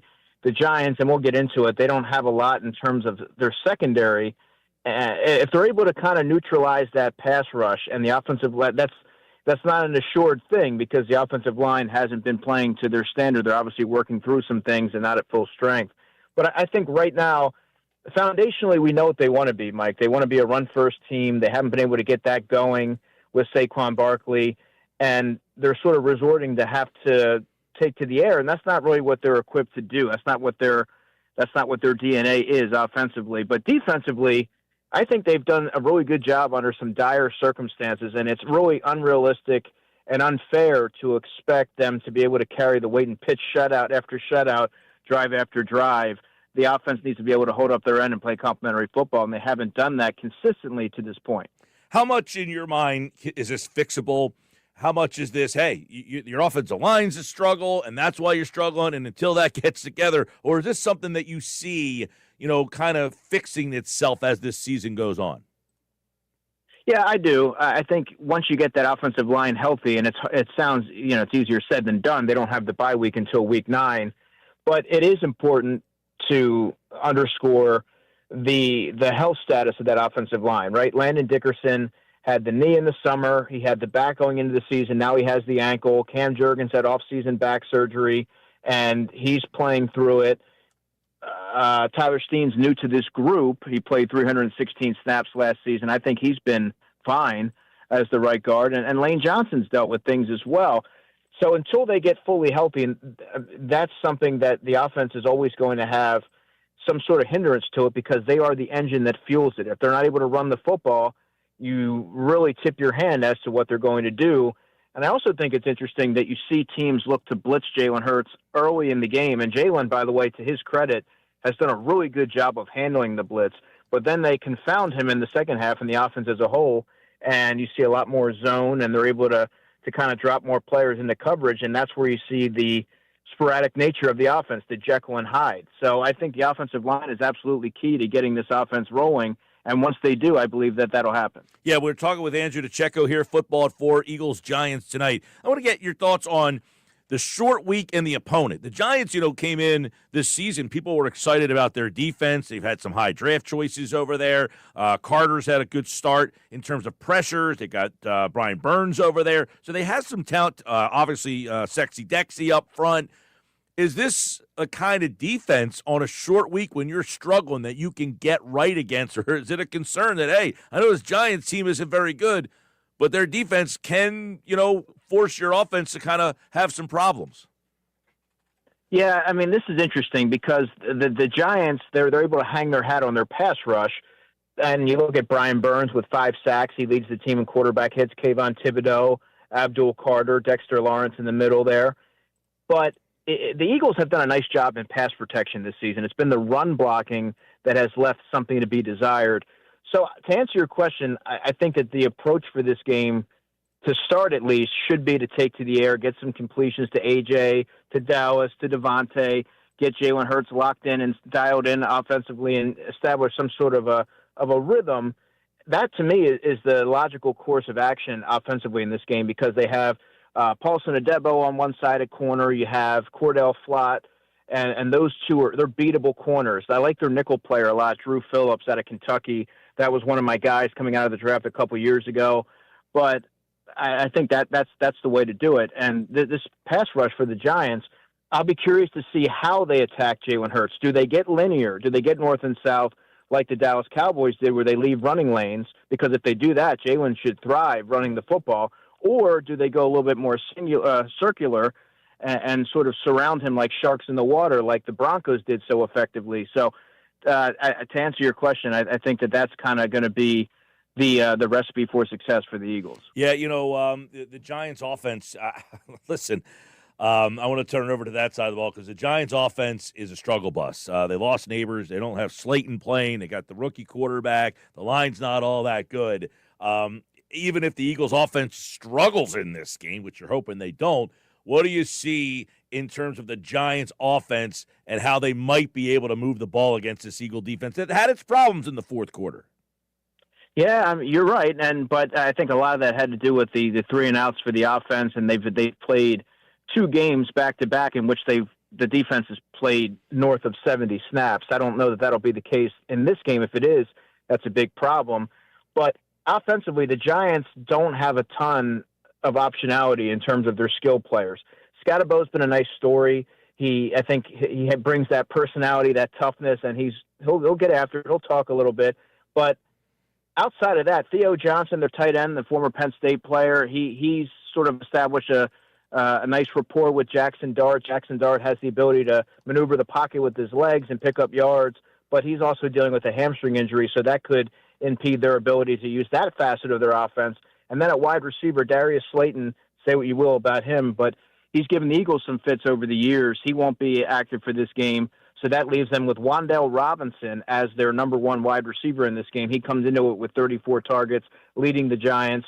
Then they have Bo Collins and Jalen Hyatt. Both players have 3 targets each coming into this game, so they haven't been implemented much into their passing offense, but they're going to be the primary options for him and for Jackson Dart and the Giants in the passing game. So there's not a lot there, and this seems to me like it's going to be a game where Vic Fangio throws a lot at an inexperienced quarterback to confound him a little bit. Maybe you put him in some difficult situations where you're manipulating what he's seeing, and he throws an interception or 2. I think this is going to be a really big game for Cooper DeJean personally. Yeah, I mean, listen, I want to get your take real quick too on the pass rush. I know last week, the Eagles got sacked 6 times, 4 of them really, 2 of them were just Jalen kind of running out of bounds here. But the Eagles defense not putting up those sack numbers. But what are your takeaways on the pass rush through the first 5 games of this season? Because last year I feel like we were at this stage of the season and they were struggling with the pass rush. We're like, hey, where are they going to get more pass rush? It finally came on.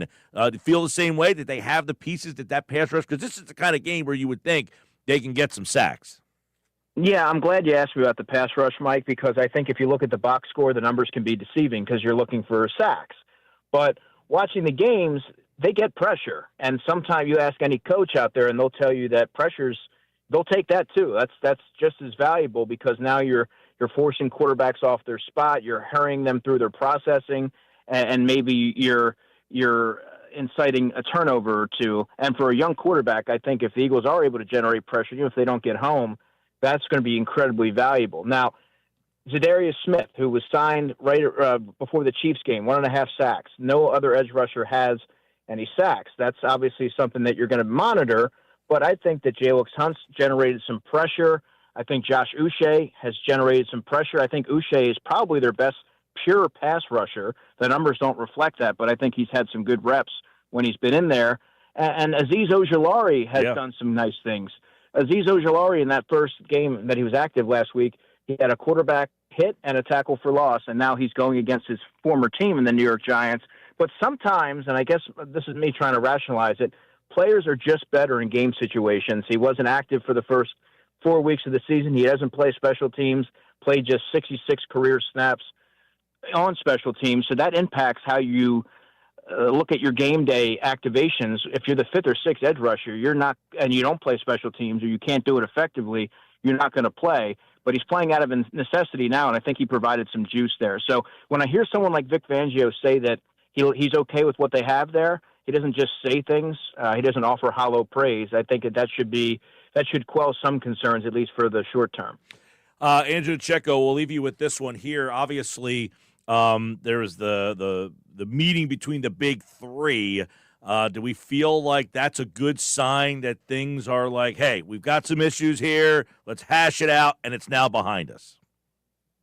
Well, whenever you have a meeting, it's never a good thing, right? I mean, you're having that meeting because something isn't going right, and you want to ensure that everyone's on the same page and everyone has that same objective. Now, I'm not in the business of speculating, Mike, you know me, but I look at it more, all we have to go off of is what Jalen Hurts said about it. He's the one who really elaborated a little bit about it, and he talked about coming together as a collective, making sure that everyone's taking ownership and doing what they can to head this thing in the right direction. And I think that is important, especially when it was a meeting of the superstars on that offense and Saquon Barkley mediating.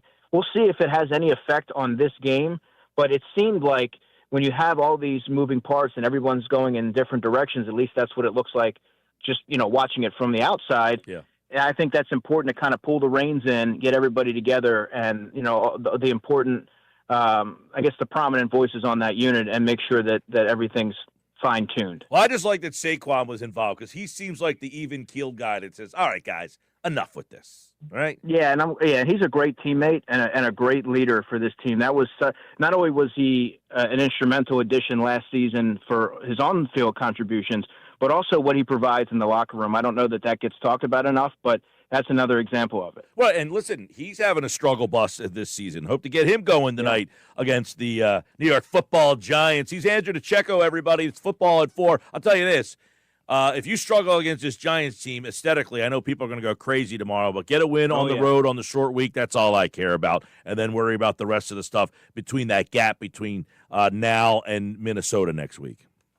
Yeah, absolutely. We'll be having a different conversation next week, Mike, if they struggle or even if they, heaven forbid, drop that game. If you're the Eagles, I mean, there'll be some tough conversations, I'm sure. Yeah, man. All right, Andrew DeCecco, everybody. Great job. Inside the Birds, InsideTheBirds.com and the Inside the Birds podcast. All right, man. Talk to you. Talk to you, man. All right, there's Andrew DeCecco, everybody, here on the Sports Bash Live on 97.3 ESPN. That is Football at 4.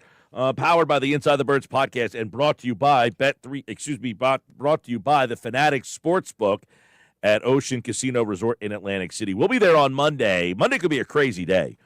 If the Phillies advance against the Dodgers, National League Championship Series, Game 1 would be on Monday. Don't know the time, but I think it's a Monday night game. That's my intuition anyway. It would be Phillies, Dodgers against Cubs, Brewers. Both of those Game 4s tonight. One more time. By the way, our outside view with Jordan Ronan. He's going to join us to talk a little Giants side of things.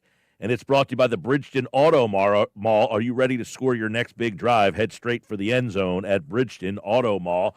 Jordan Ronan, ESPN.com, covers the Giants, set to join us in just a second. But I want to remind people, Eagles, Giants tonight will be on 97.3 ESPN. The coverage starts at 7. At 6 o'clock, the Phillies game will be on 97.3 ESPN and over on Rock 104.1 and the Rock 104.1 free mobile app. You can listen to the Phillies playoff game on your phone, on your app. Download the app wherever you get your apps. From 6 o'clock to 7, the Phillies will be on 97.3. At 7 o'clock, we will shift over to the Eagles and the Giants, and you can hear that coverage all right here on 97.3 ESPN. And our outside view, as I mentioned, Jordan Raanan covers the Giants. And, the Giants are a team, as we just talked with Andrew about, they are on the struggle bus, man. This is a team that I don't know how they move the football tonight. I just don't see. Their offense is brutal, and they've got some injury issues. I said from the start, not the biggest dart guy, but he doesn't get a fair shot here with this offense. So I'm not going to sit here and judge the guy without Malik Neighbors, no Slayton, who's really kind of hurt the Eagles in the past. Well, let's get a little update, our outside view today on the New York Football Giants. Jordan Raanan's back on the show here from ESPN, our outside view. Eagles-Giants tonight. Jordan, how you been, man? Mike, what's going on, man? Life is good over here. I mean, not for the Giants particularly, but for me. Not for the Giants. You are right. I would imagine, let's start with the offense, that the offense, because of the injuries, is probably worse than you even envisioned. No? Well, I think Jackson Dart gave them a little juice in life, but now without Malik Neighbors, that's obviously a humongous blow. So, you know what? I didn't expect them to be very good. They had the 32nd ranked scoring offense last year, and their philosophy in the offseason was, hey, let's bring back 10 of the 11 starters and blame it all on the quarterback, and Russell Wilson's going to starve all our woes and cure all our woes. So, I mean, to be fair, I had serious doubt about that plan working, and it proved to be true. But I think Jackson Dart does provide them life and ability to make plays with his legs, and you've seen that the past 2 weeks is that they're able to move the ball, maybe not consistently, but, through his legs sporadically. Yeah, I was going to say, I mean, I feel bad for the kid. All his weapons are gone. You don't have Neighbors for him and Neighbors to have a year together. The run game, Scadaboo's giving him a little something, but their line's atrocious. Would you be shocked if they were able to put 2 touchdowns or, 2 scores on the board tonight? Yeah, I think that's about what they could do. I think that's, Dart can make plays with his legs and make some throws. Yeah. They have some tight ends to throw the ball to. Their running backs can make some plays. They're not great, but they're both solid. Tyrone Tracy's coming back here. So, I mean, I think they can sort of scrap up some offense, and, 2 touchdowns is kind of the range I put them at, in that 14-point range, which means, get to 20 if you're the Eagles, and you're probably pretty good. But now, the key to that is, hey, can the Eagles offense not turn it over, or special teams? Like, that's the way that the Giants can, win this game or even stay in this game. It would probably take something like that and points coming from other parts and areas of the game for them to really be in the game. We're talking with Jordan Raanan from ESPN, covers the Giants, our outside view. Yeah, and so, we start with the Giants offense because there's just not a lot there. However, there has not been a lot of Eagles offense either, Jordan. And, I want to get your thoughts on entering the year. I thought the Giants would be a pain in the butt to play because they have talent on that defense. But has the defense been what they had thought it was going to be? They've been a little disappointing. I think that would be fair to say. They have all these pass rushers, and they do create pressure, but their secondary's kind of been a mess. Their run defense was a big question mark coming in. It's still not great. So teams can kind of have been able to work around it a little bit, and they haven't made timely plays consistently. Like, you saw it pop up. When you have a team where they can dominate the offensive line, like they played the Chargers, and the Chargers were already shorthanded on their offensive line, lost their best offensive lineman in the first quarter. They were just able to overwhelm them. If you're going to go back and pass the ball against this offense and your offensive line is average to below average, they'll just dominate you. But like, the Saints were able to scheme up quick passes, get the ball out of their quarterback's hand really early, and they're able to move and have success with, Spencer Rattler at quarterback. So there are ways to work around it. It's not a complete defense, and I think they're also coming together. But still, even when the Giants defense didn't play great last week, they turned it over 5 times. One went for a touchdown. So the Giants gave up 26 points. Another one was they got the Saints got the ball in field goal range. So, another one, they got good field position. So it led directly to 10 points. The defense still only gave up 16 points in that game, which is not terrible. Yeah, no, not you bad. can win if your defense gives up 16 points, but they weren't helped out by the offense, and that's kind of been a theme here the last couple of years. No doubt about it. And I look at that defense and I wonder, I want to get your take on this because you obviously know the Eagles have had some problems. They're the 31st pass offense in the league. They're the 25th rushing offense. They're 30th in total offense. The Giants are 19th. The Eagles are 30th. But is this the kind of night where Philadelphia says we can get right? I wonder if this is the right matchup for Philly to kind of get their offense going finally. I think it is in respect to if you're Philadelphia. Coming into this game, especially Saquon he had 6 carries last game, right? Saquon Barkley should be going and getting 20 carries in this game and getting over 100 yards pretty easily. To me, that's the way for the Eagles to secure their was. Here's what it looks like from a distance, Mike. You tell me I could be reading it wrong. It's almost like last week, they had us kind of try to smooth over the A.J. Brown, Devontae Smith situation. They overcorrected to kind of keep them happy. Saquon doesn't get the ball. It's almost like, hey, you know what? And I know they don't think this way, but it turned out this way. Hey, you know what? We can do this because, we're already 4-0 and we know where this team is going and it's going to be in the playoffs. We can almost they basically sacrifice the game to try to keep those guys happy. And in the meantime, a lot of people believe that. Yes, they're still 4-1. Yeah, they're still 4-1. They'll be fine. They can. They'll figure it out and they get back to what their real identity is, and that's running the football, right? Because that's what it was last year. Well, you're right. I think you're right, Jordan. A lot of people thought that they tried to appease the whole wide receiver thing. There was those reports that came out that both were unhappy, specifically in the red zone. So they, but you're right. It was egregious to have 6 carries for Saquon Barkley. However, their offensive line has been a problem, and you just said something that perked my ears up, is that the Giants have a pretty good front. And if they can get a matchup like Brett Toth or something to that effect, Juergens hasn't been the same, the Giants could probably make this kind of a little bit of a pain in the butt type of game.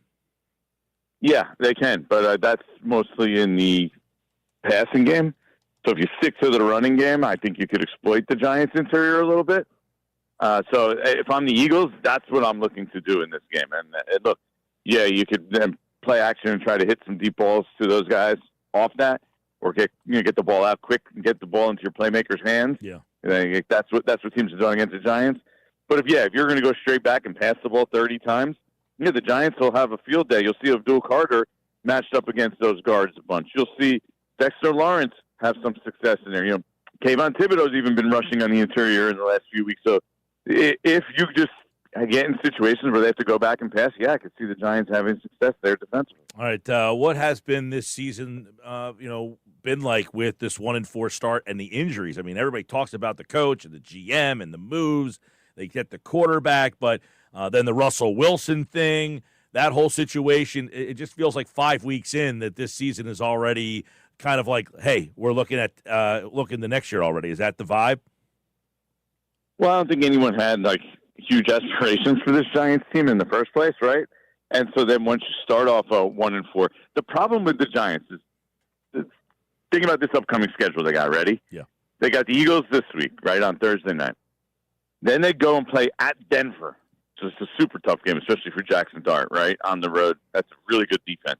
And then they got the Eagles again, right? Then they got a good 49ers team, which is playing good defense under Robert Saleh.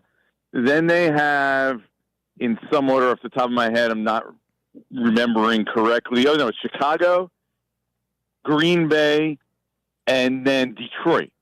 So, I mean, think about that.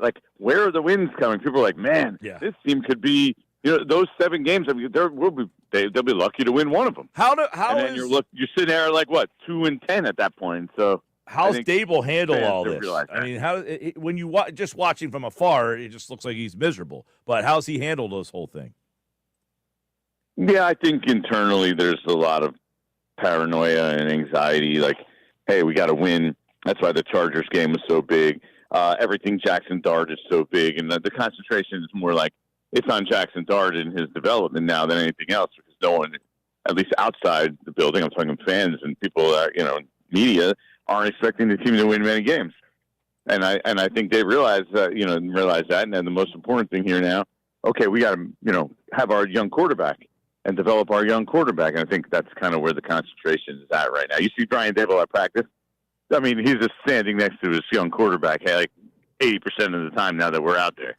And it's okay, we see where the priority is here, Yeah. Is it odd with Wilson and Winston both there still? I mean, and Wilson specifically, or has he handled this pretty good? No, everybody's kind of handled it well so far. I mean, I think, Jameis and Russ have really bought into the whole leadership aspect, and that's kind of what they're here for. Yeah. And to support Jackson. And I think for the benefit of their careers, they're sort of, I don't know, pot committed to, making that, being good Samaritans in that regard, because otherwise, where are they going? They're, where are they at this point in their careers? Like, how many people want Russell Wilson at this point? If he creates noise, like, does anybody really want him? Right. You see Joe Flacco get traded, and Flacco's starting this week, isn't he? I mean, he got named the starter. So you figure, come Russ Wilson or Jameis Winston, I'm thinking, man, Joe Flacco got traded and is starting this week. Like, can't somebody make a call and get me out of here? Apparently, the call was not even made. Wow. And so it's like, that's what I'm saying. Like, what is the market for these? Like, what is Russell Wilson's market at this point? Seriously. He's on his fourth team in 5 years. He hasn't been successful really significantly in any of those spots. I agree. Like, where is, if it's not Cincinnati, where is the Russell Wilson market? Who wants him to come and play and be their starter? Yeah. Well, listen, I don't know what the market was for Flacco either, but somehow somebody signed him and then traded for him. So stranger things, I guess, have happened. It is amazing. I always loved the Eagles-Giants game. I love to see the Giants in misery, but did they get their quarterback at least? I will tell you, Jordan Raanan, by the way, covers the Giants, ESPN. I was not a big Dart guy coming out of the draft, but I don't think it's fair. I don't know. I'm not like – just – thought he was a little erratic, one of those guys who – it almost – like all those guys who are so talented with their legs that run around, it like hides some of their deficiencies, I feel like, a lot, Yeah, no, I agree. So here's the deal. Here's where I think we're at with Jackson Dart right now. He has this, the word that the Giants like to use is aura. And he has this really likable nature to him. He's tough. He's competitive. Everything you kind of want in a quarterback. He works super hard. Like, he looks up to Jalen Hurts. It's the guy he mentioned coming into the draft, like the way he leads and wins. Like, so you can see that aspect to it of why people really like Jackson Dart, the individual, and he's someone I want to invest in. He's got talent. Yeah.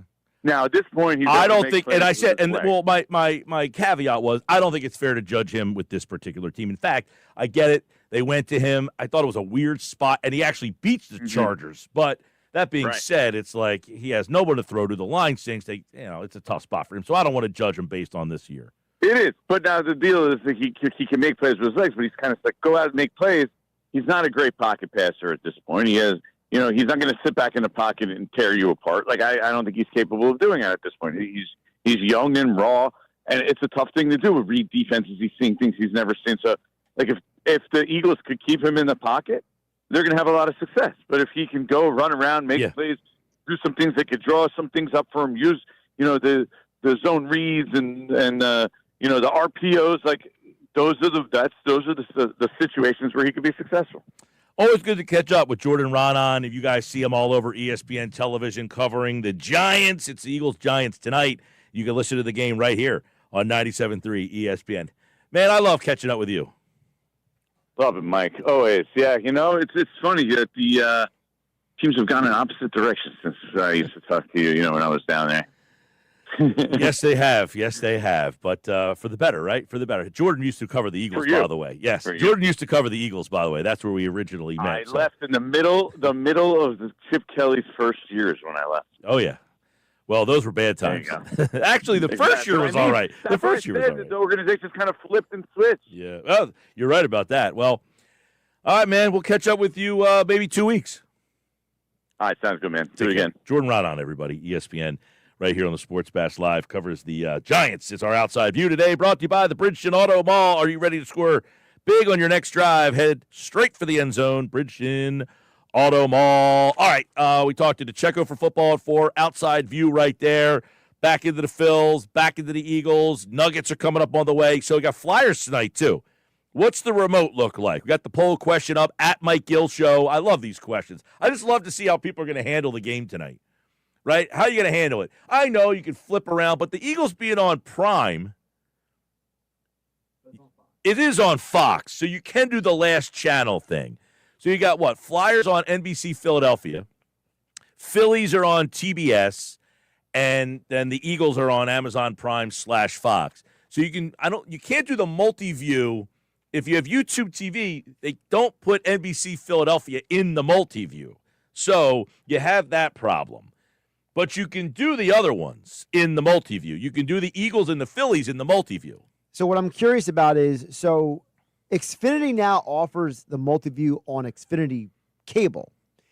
And my buddy and I were having this conversation the other day about, you don't get to pick what you want in the multi-view. They kind of like just preset it. No, in YouTube TV, you can pick what you want. Right. So if you're an Xfinity customer tonight and you want to watch all three, are they going to give you that option?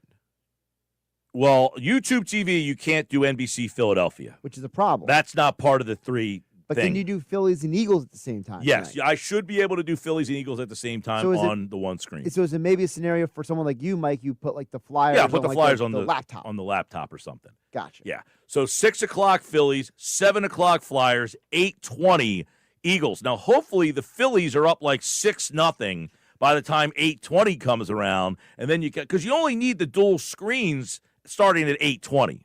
Yeah.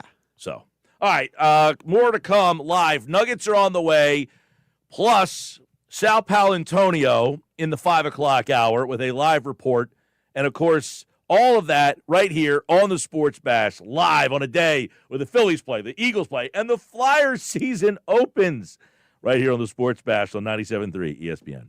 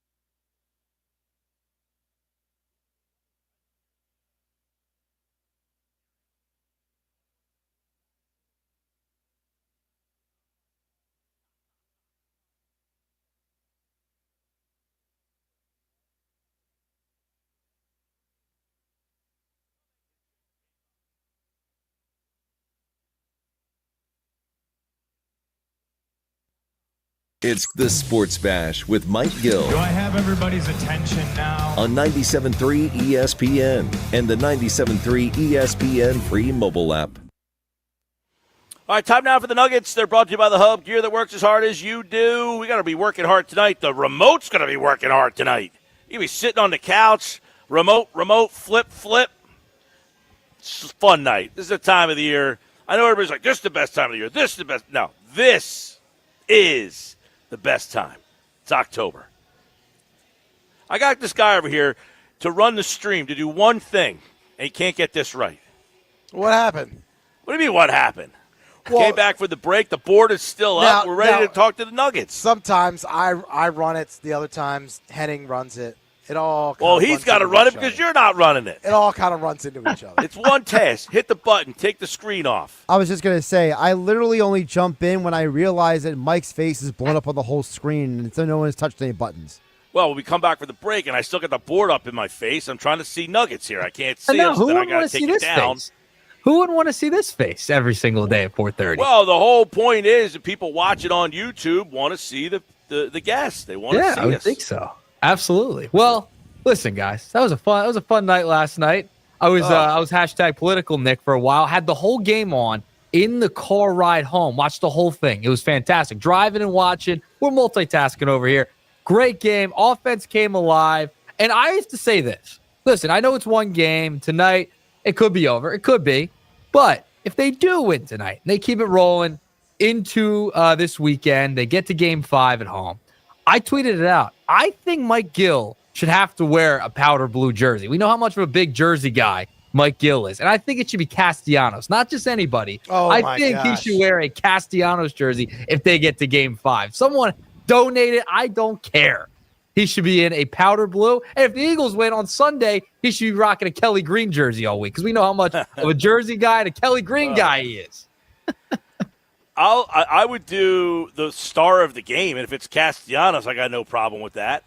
All right, that's fair. If Castellanos comes up with another big hit, they win. Now, here's tonight. the question. Here's the question. If the Phillies end up bringing this home, do they just stay in the powder blues? Have to.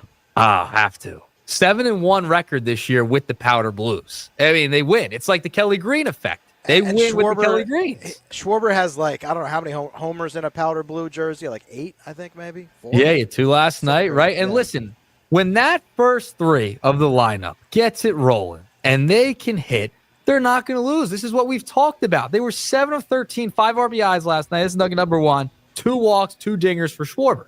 When they're unstoppable when those guys are hitting the baseball and getting on base. And last night's just proof of it. I mean, we saw it all season. When they hit, they win. It's end of story because they're getting the pitching. They've gotten the pitching from the starters all season long. Sanchez, Ranger last night, Nola, Luzardo in game 2. They have gotten it. If you can get a good outing, if you can get 6 innings out of Sanchez, I think you turn it over to Walker Buehler for 2 and then try and get to Duran. That is best case scenario in my estimation. Well, we talk about this a lot. Listen, everybody loves whenever there's a decision that has to be made, and then we perceive it to be the wrong decision when it doesn't work out. Right. That's why I don't like to blame the manager all that much in decisions. Like, you pull out a pitcher and you make the change. If the guy strikes out the side, is it the right move or was it the wrong move but the right result happened? There's no right answer there. The right answers are, if your offense is clicking, these decisions become out of play. They don't come into play in the game. You know what I mean? Because you're going to make wrong decisions. You're going to call on a guy to come into a game. He might get the outs and get the job done. He might not. But what you can ultimately control is the players getting the job done. And last night, it doesn't take a decision, the manager decision or anything. Like, you could say, well, they had a good plan last night. I would imagine that plan was probably mapped out by the entire organization of, hey, this is how we're going to play this. I don't think Rob Thompson singularly said, no. If you think Rob Thompson is that big of an idiot, that everybody hates him and he thinks he's the worst manager ever, do you think he really sat by himself in an office and was like, I got a great idea. I'm not telling anybody. I'm going to pitch Nola for 2, and then I'm going to go to Suarez. And then the fact is, most people thought that was a bad idea, and maybe it was, but you know what? It worked. It's not about the moves that are made. It's about the results from the players. The players last night, the results were home run Schwarber, extra base Harper, putting the pressure on their defense, causing a bad throw, which caused another run to come home. Home run JT, which I thought was the biggest home run of the season. Yeah. And all of those things add up to a victory last night. When you have those in play, that's why you end up winning. When the players do their jobs and you take the decisions away. Now, you would say, well, those decisions are a part of it. Yeah, I'm making a decision based on I think you're going to do your job. Yeah, I mean, listen, when those guys are hitting, when the guys are doing their job, don't leave it in the manager's hands to make a mistake or something or push the wrong button, okay? If they are doing what they're supposed to be doing and they are hitting on all cylinders, don't leave it up to the manager to have to make those tough decisions and make the wrong decision at times, right? Like, that's what you don't want to happen. And you don't want to leave it in the Rob Thompson's hands to win or lose a game. That's if you can't tell, Nuggets, we're at Chickies and Pete's. Oh, I can tell. I know. And they have the red lights on for the Phillies, so I look like I'm like Kenny Rogers Roasters in the Seinfeld episode where the Kenny Rogers Roasters sign is coming through the window. Yeah, because you're I'm literally like, Kramer. You're literally Kramer right now. Well, these red lights are in my face, and I am roasting under these lights. Maybe that's why Pete left the board up, so we didn't see Kenny Rogers hot under those lights. I got a text message from Locker Room Alex who says, does Pete G need to be replaced? Wow. That's what he wants to know. Wow. The new guy roasting you. He roasted you. Answer, no. He's watching it. He wants to see the show, he says. He wants to see Kenny Rogers might be beat red as a tomato right now. That's what he wants to say. Everyone wants to see that. It's awesome. It is hot under these lights right now.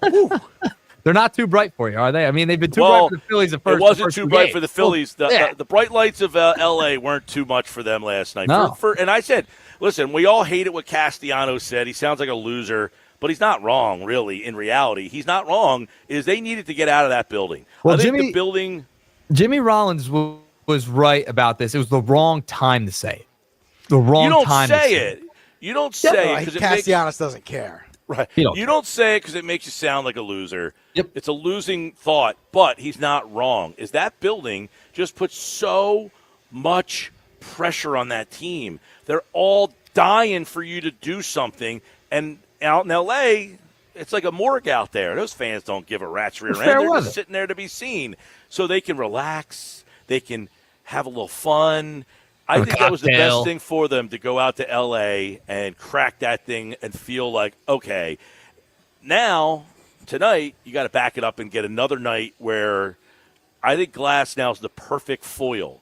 You know, we always say he's the foil who doesn't want to be the foil. That's Glass now tonight. He's the butt of the jokes, but he doesn't want to be the butt of the jokes. We're all saying Glass now is the exact guy that you want pitching tonight. Because last time you saw him out in L.A., he had a hissy fit out there, and they had to take him out of the game. Yeah. Listen, he pitched well in game one. Came in relief, did a good job. However, he's got a 5.51 ERA, all right, in the postseason. He's got an ERA over 6 against the Phillies all time. So this is actually, on paper, a favorable matchup for the Phillies. It just They is. faced him. They faced him in game. Yeah, they faced him in game one. 4 of the 8 base runners reached base on him in an inning and 2/3. So, you know, they got to him in the first game. And listen, the fact that he's a right-hander. And by the way, they have to beat Cillian Murphy out in L.A., right? I mean, he looks just like Cillian Murphy from Oppenheimer. I mean, he's the same guy. They're like twins at this point. You got to beat him. You got to beat that guy. I don't know who that is. The guy played Oppenheimer. They are literally twins. You put them side by side, they're twins. I'm telling you. You've never seen that comp? I don't know who Oppenheimer. I mean, I've heard of the name, but I don't know what he looks like. Oh, Mike. You haven't seen the movie. No. You haven't He's seen also the in movie? Peaky Blinders, Mike. Yeah, Peaky Blinders. He's the main guy there. Come on. Oh, what's his name? Peaky Cillian Blinders Murphy. guy is that's his real name? Yeah. Peaky Blinders he was the guy from He plays Tom. Oh. His name was Giovanni Ribisi, right? No, you're thinking of the wrong guy. Wrong guy. But he looks just like him. They got to beat him out in L.A. Point is, you got to get on him early. You got to beat That's that like- guy in the City of Angels. Our buddy thinks Tanner Banks looks like Mr. What's it called from Ferris Bueller's Day Off? Oh, Rooney? Mr. Rooney. Yeah, no, You he think doesn't. so, Pete? What do you got, Pete? I got it. Let me look. Tanner Banks. Because of the I mean, I stash? get Does he it. look with the like- stash. Only because of the stash. You make me make a phony phone call to Mr. Ed Rooney? No, it's close, but I don't know. I don't see that one. I see this one. This one's been comped a lot. Murphy from Oppenheimer, Peaky Blinders. Yeah, I don't know who that is. Oh, it's a bad job. Bad job by you. You gotta get up on your movies there, Mike Gill. Not me. Not me this time. All right. No, listen. He's too busy right now. You got Phillies on every night. Eagles are on a short week. And by the way, Sam Harrison's not in goal tonight. No. By the way, that's what I wanted to go to. What happened there? What happened there? Number 2. I don't know. By the way, I love a Durso Instagram video. I love the Durso updates. Big fan of the Durso updates. Durso's going with a nice slicked hairdo this season. It's opening night. He has to. Yeah. He looked good. Well, yeah, so why is Dan Vladar getting the start in the pipes tonight? We got to ask Durso. Got to get Durso on. Got to ask Tockett. Got to watch the Durso updates on the socials. I mean, I love the video. Those are my favorite videos of all time. By the way, but we got to talk about the clicker situation. Now, I'm saying clicker because Schweim, he's got a dumb TV. I might have to go over to his house to get him all settled. He doesn't live far from me. Might have to figure his whole situation out because Billy versus technology, not a good thing. There he is. See? Not crazy. They're the same guy. It's pretty good. That's not bad. You're watching on the YouTube. That is Glass now is a Ray, though, so maybe his look. Yeah, Glass now is a Ray. He had shorter hair. Now he's got the long hair. Yeah, he's got the longer hair now. But listen, I think you go Phillies TV, obviously, to start. You got to get the Flyers maybe on the phone or the laptop, and then maybe like mini TV for the Eagles, and then when the Phillies end, switch back big TV for the Eagles. That's what you got to do. Well, I mean, you're going to get – the Phillies are going to be on until 8:20 all by themselves. Well, you'll have the Flyers too, but I'm saying you don't have the Flyer-Eagle crossover until 8:15, I guess it is. No. So you're clear for 2 hours and 15 minutes of that. Then if you can do the multi-view, the last hour of the baseball game, 45 minutes, you go multi-view. Yeah, multi-view, if you have it, do it. If you have it, do it. That's the way. I think tonight's like the laptop phone situation, big TV. That's the situation I'm going with tonight. Well, and listen, the Flyers, God bless them. This is a horrible night for them to have the open. Awful night for them to start. Well, I said they're lucky they're not at home. No. Can you imagine on the road? If they were at home tonight, what's the over/under on attendance? 3,000. Oh, half? I'll go over that, but yeah, a little over half, I think. 8,000. The Flyers, the hockey fan is a fan where they're only a hockey fan and not a fan of the other teams. Yeah. Yep. All right. Have fun tonight, guys. Could be an all-timer, or we're getting that graphic tomorrow of all the Philly losses. That's what we're going to get tomorrow if they lose. If both teams lose, how bad is tomorrow? Angriest nugget you'll ever get tomorrow. All right, guys. All right, that's Nuggets. Gear brought to you by The Hub. Gear that works as hard as you do. Sports Bash Live, 97.3 ESPN, the 97.3 ESPN free mobile app, live video streaming on the X platform, YouTube at Mike Gill Show. Subscribe to the YouTube channel at Mike Gill Show. Hit the subscribe button. And don't forget, 6 o'clock, Phillies, Dodgers. Rock 104.1, the Rock 104.1 free mobile app. Download the app on your phone. Eagles, Giants on 97.3 ESPN.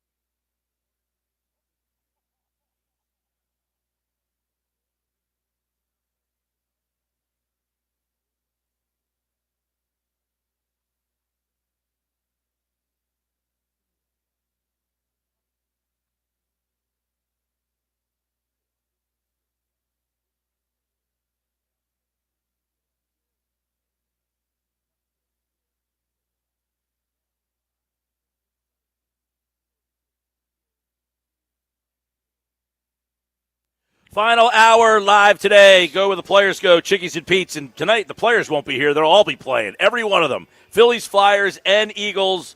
They're all in play tonight right here at Chickies and Pete's Tropicana. That's where the Sports Bash is for one more hour. Get down here for first pitch. Bar will be filling up.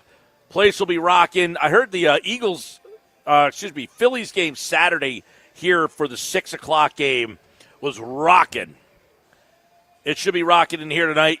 Phillies at 6 o'clock, followed by the Eagles at 8:20. You can listen to the Eagles and Giants on 97.3 ESPN. Phillies and the Dodgers game 4 will start on both stations, 97.3 ESPN and Rock 104.1 at 7 o'clock. The Eagles game will come on, and the Rock 104.1 mobile app and Rock 104.1 will have game 4 in its entirety. There we go. We set the scene.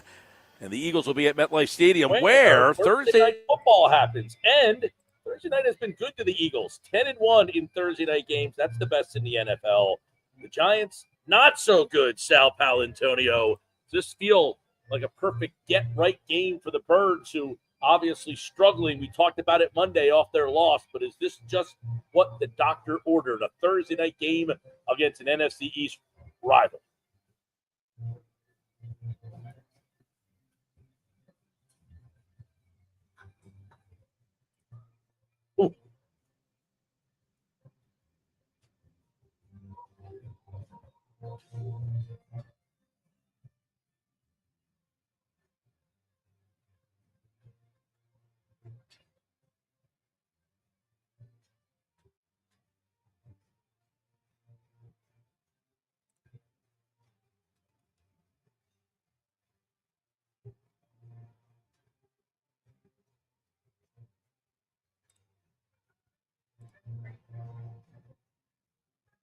Every game decided by one score this season, along with the Niners, the Bucks, and the Cardinals.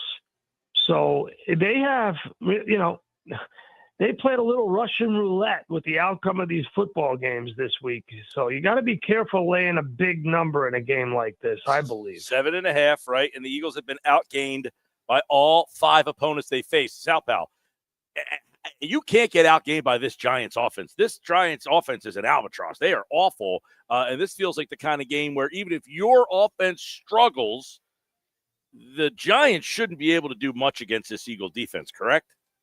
Right. Yeah, Mike, that's the mismatch of this football game, right? It is Jackson Dart against Vic Fangio. And, Fangio has done such a good job against young quarterbacks, and I think Dart will struggle in this football game. The Giants have moved the ball up and down the field with Dart. They've just been turning the ball over with the young quarterback, and that has prevented them from, winning these ball games, especially last week. When you take a look at the Eagles offense, that's really the story in this game, right? Isn't it, Sal? They've been outgained. They can't do anything in the second half again last week. Can't run the ball. They have to have a meeting this week. What is this offense? What do they want to be? What can this offense be tonight? Yeah, first of all, meetings are important. Meetings happen every day. Meetings are what players do during the week other than practice. You go through practice. Practice is videotaped by the videotape crew of the team. The coaches make notes off the videotape, and then they present that in the meetings. And then sometimes players will go off into groupings and meet on their own.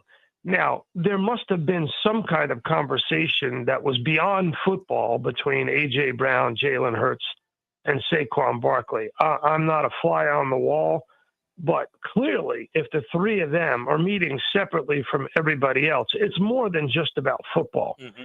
It's about, it has to be. I agree. So, and to minimize that, I think, is foolish on the part of the team and the players. They should have just come out and said, hey, we got together, we had lunch, we talked about what we need to talk about. And everybody would have been, hey, that's cool. At least they're doing that. So I don't think it was wise to minimize it. In fact, I think you should have probably come right out and said, we got together because it was important for us to get together for whatever reason. You and I talked about it on Monday, Mike, the fact that after A.J. Brown and Jalen Hurts did not connect on that long bomb down the seam, that neither one of them got together on the bench with the coaches, didn't look at the Microsoft tablets together. There was no conversation. Maybe they talked about that. Who knows? But certainly it had to be more than just about football. But meetings happen. And Mike, meetings are not bad. Well, Meetings are good. If you and I have a problem on the radio, Mike, I'm calling you up and saying, let's have a meeting and talk about this. We'll bring Josh into the middle of it and Johnny G if we have to. Michael, come on. Well, I would say the fact that Saquon was involved, I think, is a good thing, is that he's the mediator, right? He's the Josh. He came in and said, guys, you're bringing the whole damn team down. Let's get your act together. That's what we should talk. We should call Josh for the rest of the year. young Saquon. We'll call Josh Young Saquon. But is that how you see it? The fact that Saquon was involved means it probably is a good thing, and that they hope to have this thing move in the right direction. Now, I would ask you this question. Is this Giant defense, which I think had higher expectations with the young talent that they drafted and some of the guys they have, is this the right get-right defense for this Eagle offense on a short week? Well, yeah, of course. And let's go back to let's not go off the meeting for just a second. I want to respond to what you said. So the Eagles, when you look at the salary cap, they have the most expensive offense in the NFL. Let me repeat that for people who are driving along on the Garden State Parkway or Route 9 right now, or somewhere along the Jersey Shore. The Eagles have the most expensive offense in the National Football League, and they have the least efficient offense in the league. They lead the NFL in 3 and outs. And the 3 guys that talk together, A.J. Brown, Saquon Barkley, and Jalen Hurts, are making a whole lot of coin. So they have to get together and say, hey, let's keep it real here. We're making a lot of money.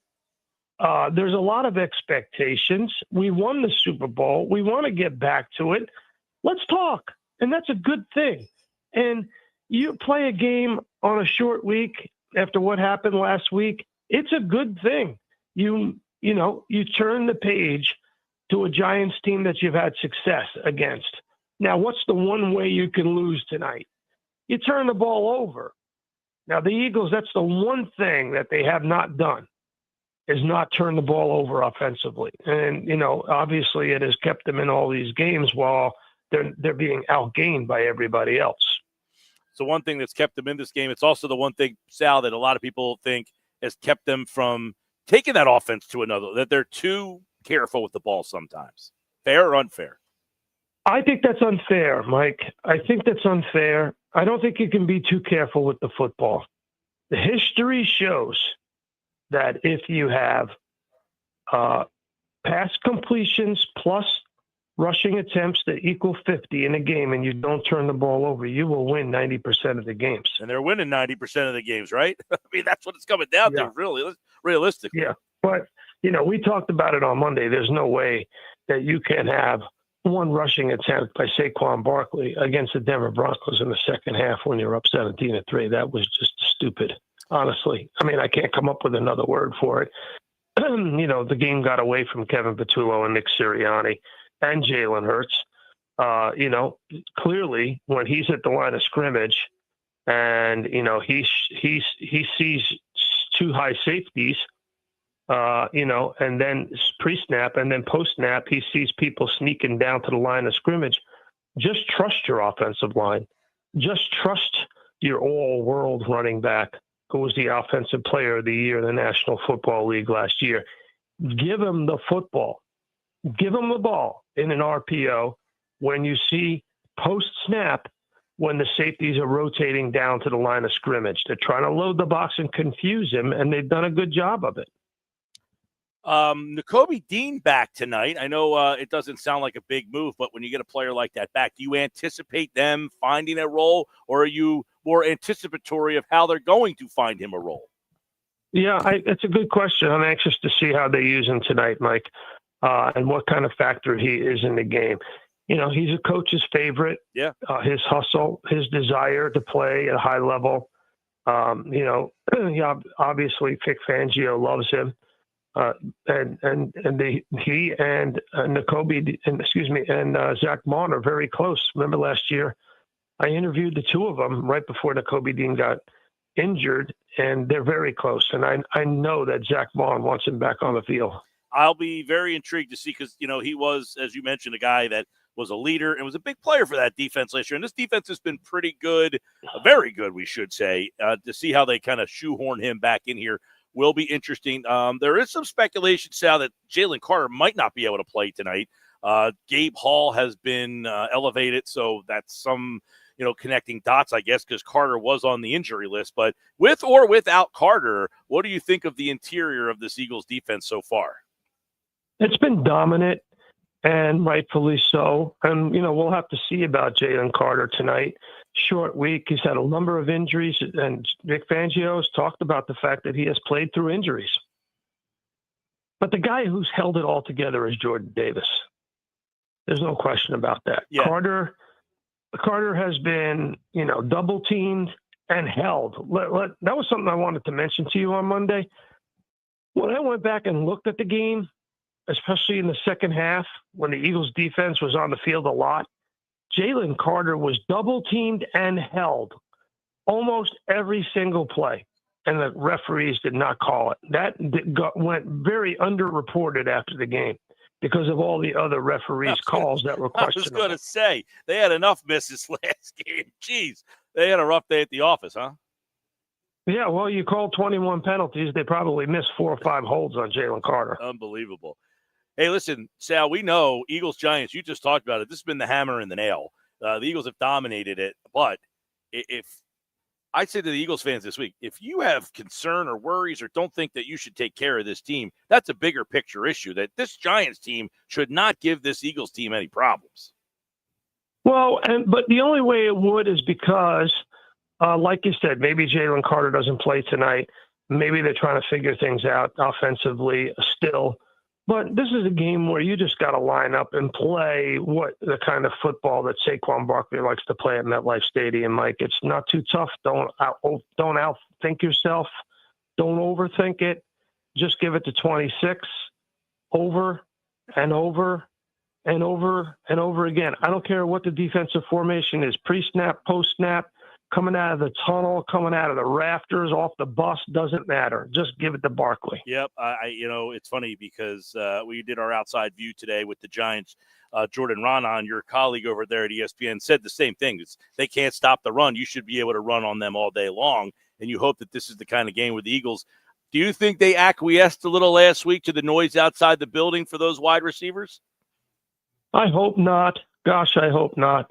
I hope that professional football coaches are not acquiescing or listening to outside noise, and that is what determined their game plan. I think, you're Jeff Mosier, who I know you know real well and does a great job on Philly Voice, has a really, really good breakdown of what Jalen Hurts saw in the first half versus the second half in the last 2 games. I don't know if you read that piece, but I would implore people to read it. Jeff did a fantastic job with that piece. And it's really enlightening as to what defenses are showing Jalen Hurts pre-snap and then post-snap that's influencing what he's doing with the football during the RPOs or the RPRs. But be that as it may, I hope that they looked at it as much as Jeff and I did, which is something that I mentioned before in this conversation, and that they realize you have, as you like to say, the hammer in this game. You got Saquon in this offensive line, so just go use it.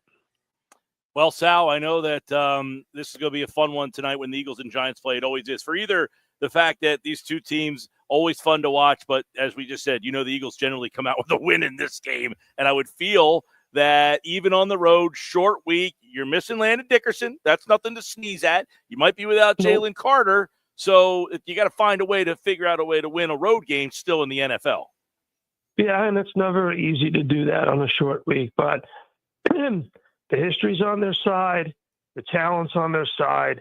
The matchup of Fangio versus Dart is a big one. in the favor of the Philadelphia Eagles. I think the Eagles are going to win this game 27-13. 27-13 is the official Sal Powell pick here. Johnny G texting in earlier today from the Griner team saying hello to everybody out there at Burger Realty, and especially you, Sal, driving down Route 9 with the top down. It's a little chilly for the top down today, I guess, but it feels like October. I know you've been in the house for plenty of these Phillies games as well. You got the Flyers tonight. This is just a Philadelphia freedom night kind of night, man. It feels like sports all over the place. You got Eagles, Giants, you got Phillies, Dodgers. What a night, huh?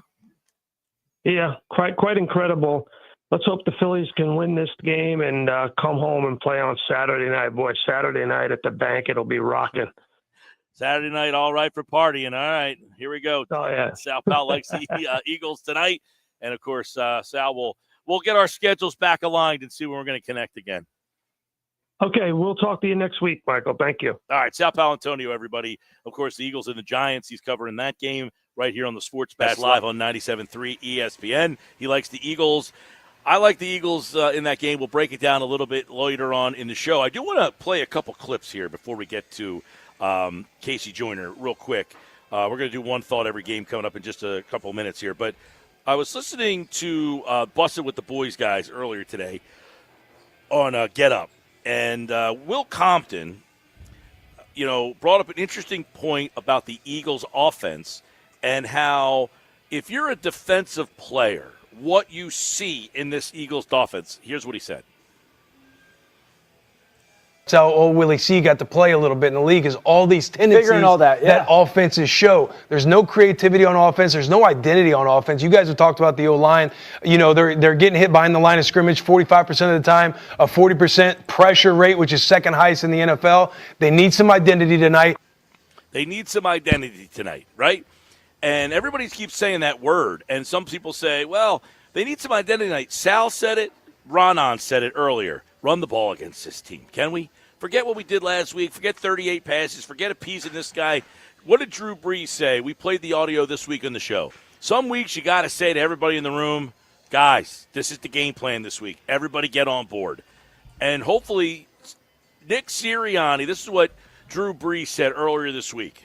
If you're a player on the team and you have an issue with play calling or how much you're getting the ball or scheme or just anything, just speaking from my perspective as a quarterback on offense, like, dude, you come to me. Like, you come to me and we'll figure this thing out, right? Like, I want nothing more as the quarterback than to make sure everybody gets love, right? And everybody's going to get their opportunities. And you need everybody to buy in to the role that they have. And look, each week may be a little bit different, right? Like, we went into games and it's, hey, guys, it's going to be a heavy run week, right? So receivers, you're going to block your butts off, and you may get limited opportunities, but you know what? That's the kind of week it is, right? And then on the flip side, it's, hey, man, this is a stout run defense. We're going to have to be really efficient in the passing game. We're going to have to throw it around. And then everybody understands their role based on that. Yeah, I love it. I love what he says in terms of, guys, just get on the same page. Like, I don't understand this. It's got to be, I got to get this many yards or I got to do that. What are you playing for? Are you playing for yourself? Are you playing to win? Because guess what? Think back to somebody who played 15 or 20 years from now. Do you remember anything about one particular game they played? Probably not. You remember great teams. And the great teams are because the players give up the individualism to be on great teams. We all play to be on teams that win, or we should anyway. And I hope that that's what ends up happening tonight. So I think what Will Compton, who, by the way, was a linebacker, so he's saying from a defensive perspective, I look at the Eagles' defense, and I see an offense that lacks credibility. But here's what Taylor Lewan said, who was an offensive lineman. This is what his perspective is right now of the Eagles' offense. You need to be more creative in your run game play calling. But the offensive line, Saquon Barkley is getting 0.8 yards before he's getting contacted by a defender. Anytime you're going through that, it doesn't matter how good Saquon Barkley is, they need to keep him cleaner up front and establish some holes so that it makes their passing game a whole lot better. You get the safeties to start coming a little bit. You can run more of a route tree with A.J. Brown. Yeah. And then your offense starts to feel a little more like it's gelling. If you have one guy missing here, one guy missing there on the offensive side, on the offensive line, it's not going to work out well for you. The whole offensive line thing, to me right now, is single-handedly the biggest issue this team has. But, as Jordan Ronan pointed out, this Giant team has problems stopping the run. Let's see the Eagles run run offense, retake over, kind of establish themselves. And you take a look at the opportunity tonight is you have a Giant team that can be run on. You have a Giant team that can be run on, and this is a big opportunity for them to get right. Like, it's easier to kind of hide the drama and what's going on when you're 4-1 and coaching from 4-1, playing from 4-1. The only optimism that I have, if I could give you any optimism, this players only meeting between the three-headed monster, Jalen, Saquon, and A.J. Brown, I like to envision it as a sword King Arthur got to pull out of the rock. This is a statement game for them. All the noise that's going on around the building, they have a massive opportunity tonight. The meeting thing, and Sal, we were talking to Sal about this, and he said, look, let's go back to the meeting thing. Let's not glaze over that. And I think that's a pretty interesting thing, is that this meeting, to me, the fact that Saquon Barkley was a part of it, Saquon Barkley is probably, I would imagine, the most respected guy in the room. He's the glue, right? He's the straw that stirs the drink in that locker room. He is looked at as probably the most respected guy in that room in terms of, hey, this guy's on his P's and Q's. He always is on time, does everything by the book. And when he said, guys, we need to get together, that's when you say, okay, he means business. We got to get our act together. Because he's being affected too. He hasn't had over 100 yards yet this season. Hopefully that changes tonight, but his game has been impacted, no question. Hopefully it does change tonight, and you can listen to it right here on 97.3 ESPN. When we come back, we're going to take a look at the matchups to watch in the game, plus all the action in week number 6. One thought every game. It's coming up next right here on the Sports Bash live on 97.3 ESPN.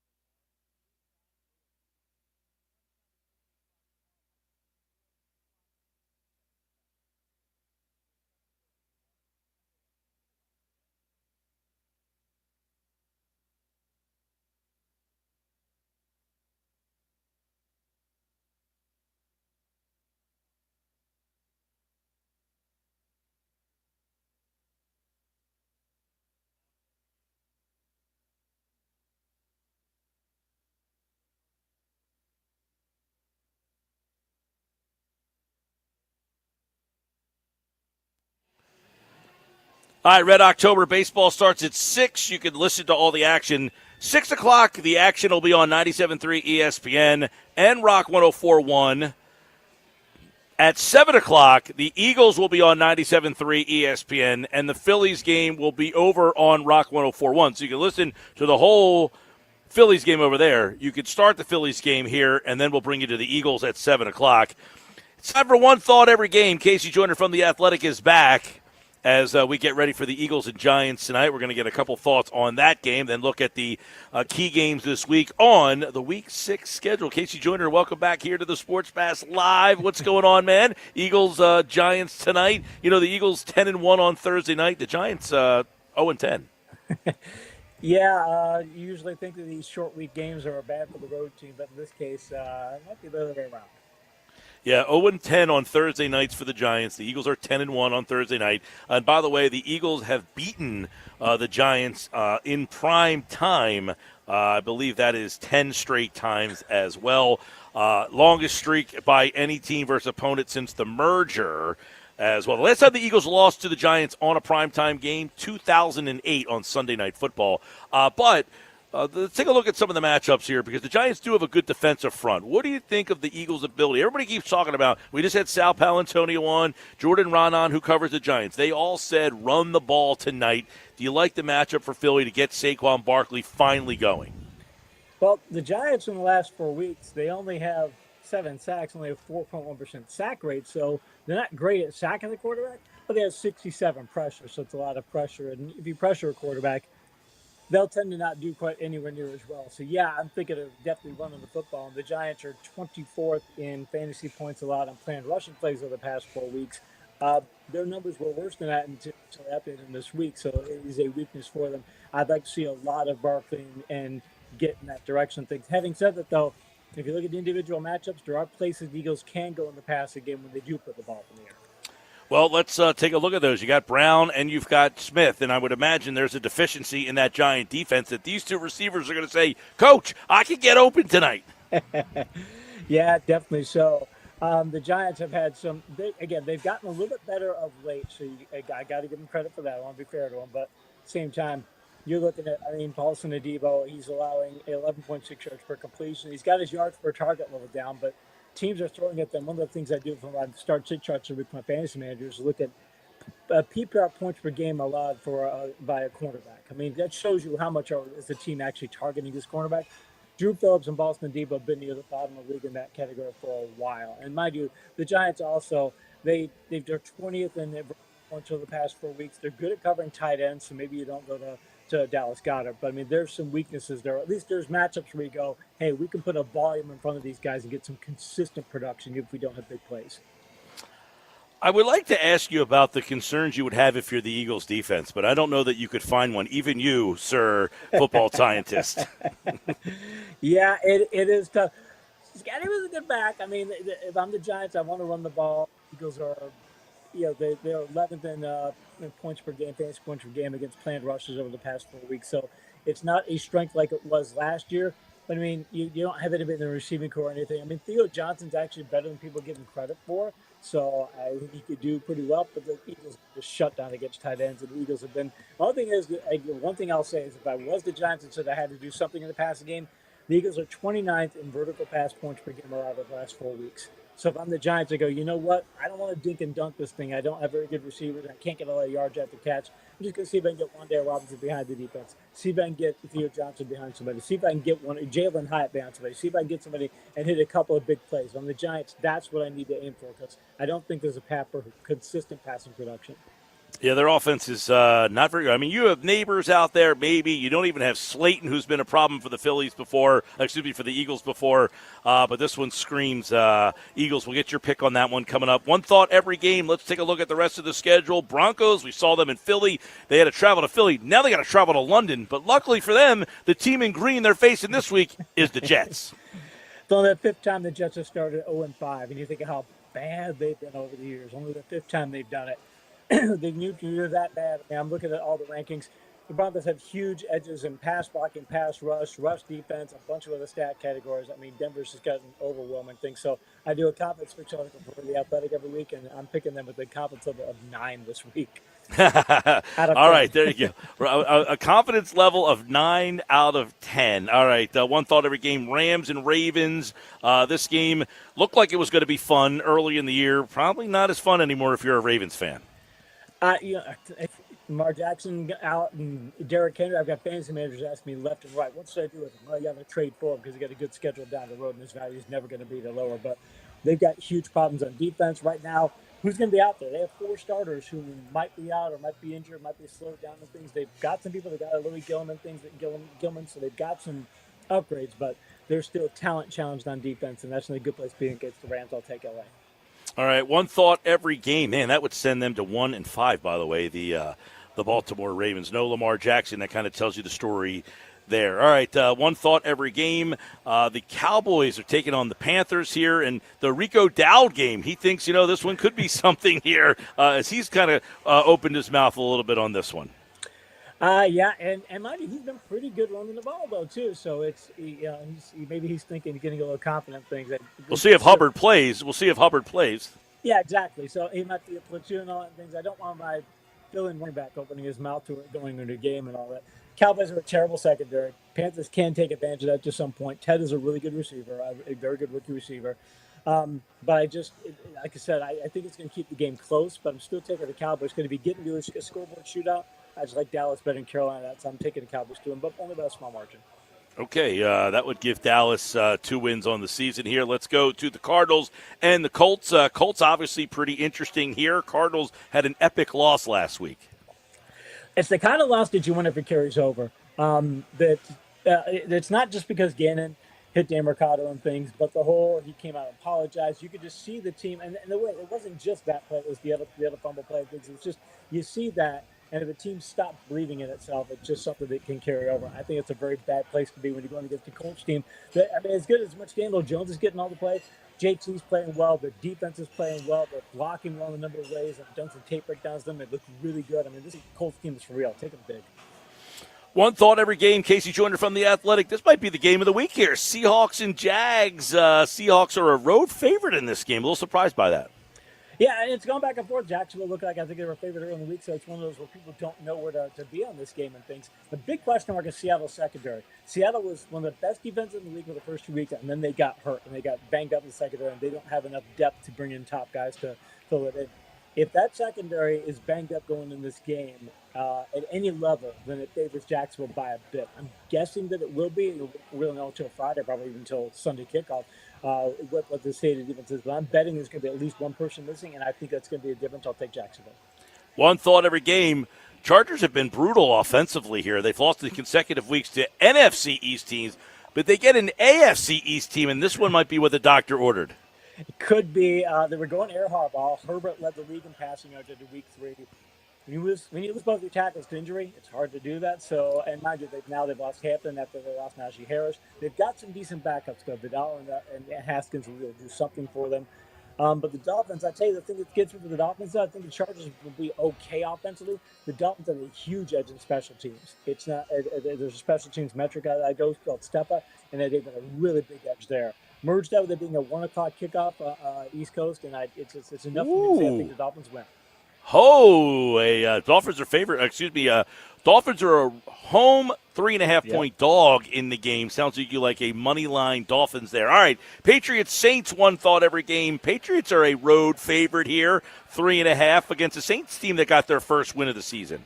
Saints playing better. Spencer Rattler is never going to be a top flight quarterback. I don't think. I could be wrong, but it doesn't look like that. But he's not. When you're in the season, it's like he's the worst quarterback in the league. Now it's like, okay, he's not quite to the middle, but he's getting close. He's closer to the middle than he is to the bottom, which is better for them, and that's a thing for good coaching and such. Point is, the Patriots still have really good defense, and the big concern is, I look at paper, I think the Patriots are the better team. Week 7, the Patriots gets Tennessee. Does Vrabel look ahead to that? Does he go, hey, I'm thinking ahead to this game instead of this one? I don't think that's the case, but it's enough to where I say I think the Patriots win, but it might be fairly close because of that. One thought every game. Well, no Shador Sanders. He's now the third stringer behind Bailey Zappi. But they're facing the Steelers in the division here. Steelers -5.5 against the Browns. And if the Browns have their third string quarterback getting talked about, that shows you. It's just, Yes. I can't imagine being a Browns. They traded a quarterback and he's still third string. Exactly. It just doesn't make any sense. Keep in mind, they got Deshaun Watson coming back in a couple of weeks. Yeah, exactly. So maybe fourth string at that point. Steelers, rookie, 3-1 coming off a bye, hosting a rookie quarterback, second NFL start, but Cleveland's defense rates well, but Cleveland's pass defense, the vertical pass defense, is not good. You look at their numbers and they're a lot worse than what you think their overall defense would be. I think Aaron Rodgers hits a couple of big plays, so I'll take Pittsburgh. All right, one thought every game. Terrible offensive game. Titans-Raiders. Geno's been terrible. The Titans are just awful, and you see that 41.5 over-under. Raiders favored by 4.5. You wonder, I mean, the momentum. Tennessee got it going last week because Arizona's collapsed. True. The Raiders 40-6 loss. Where are they with that? But I just don't know. Yeah, I don't think Tennessee looks at that and goes, "Hey, that's something we can build on." No, the other team fell apart. And the Raiders, they are. Geno's so turnover prone. When I get a situation like this, and it's just like both teams are playing this badly, and you don't really get a sense for who they are, and none of the metrics stand out. It's like the most balanced metric game of the week too. I think Las Vegas just because they're at home. I can't pick any other metric. All right, Bengals Packers. This game had you had Love against Burrow. Of course, Burrow's been out. Now you got Flacco against Love. And that makes the Packers a two touchdown favorite in this game. Bengals Packers. Flacco takes over last year as the Colts starting quarterback at Week 5. He threw for Is this an upgrade? It is, because think what he did. It's a short-term upgrade. He threw for 359 yards, 3 touchdowns, and no picks in the first game he started last year. I think that they're going to cut him loose. They're like, look, we got nothing to lose. Put the ball up in the air, throw.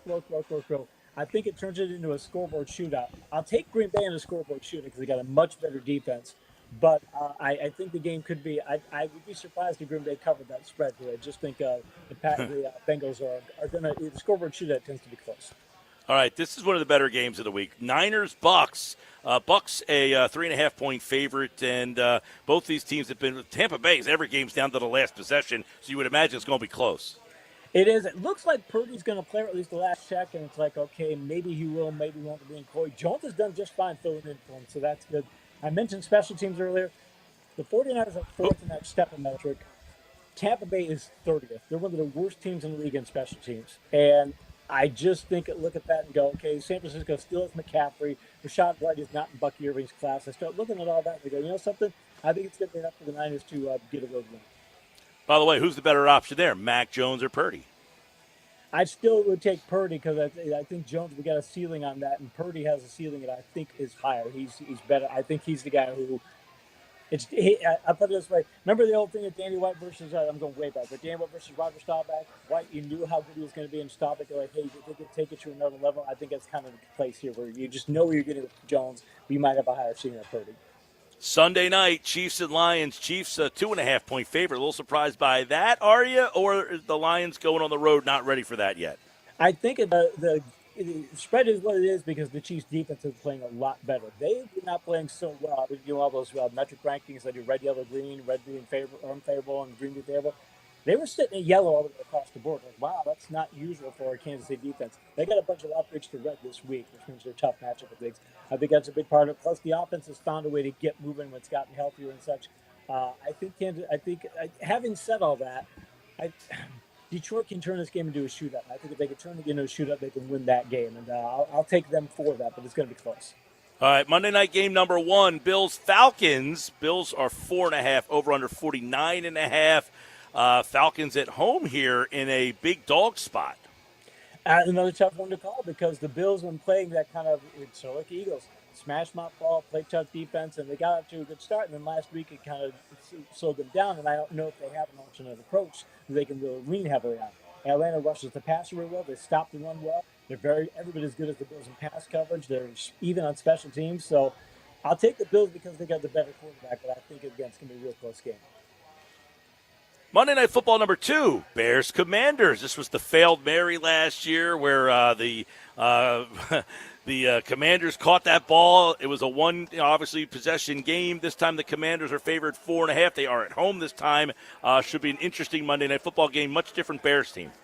I think Stevenson will be paying attention to. He won't be working the crowd this time. Pretty sure he won't make that same mistake. Yes.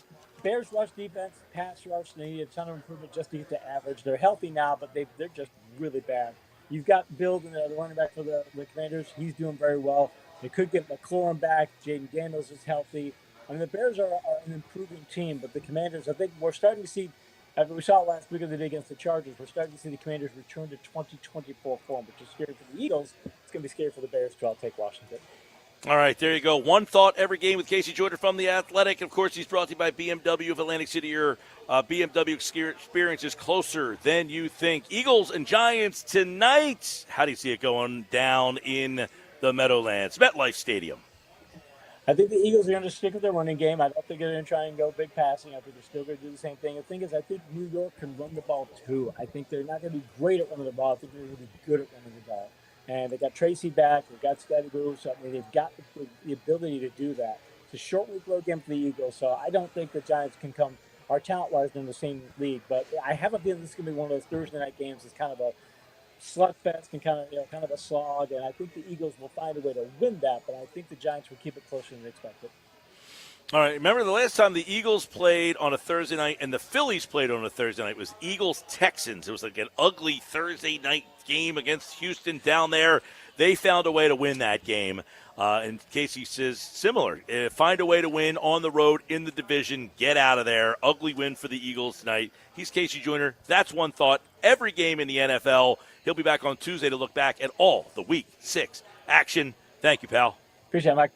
All right, and as always, he's brought to you by BMW of Atlantic City. Your luxury BMW experience is closer than you think. All right, when we come back, we wrap up the show. I got picks and everything. I got Phillies picks. By the way, the bar's starting to fill up here at Chickies and Pete's. They got Phillies at 6, Flyers at 7, Eagles at 8:15, and you can watch them all right here.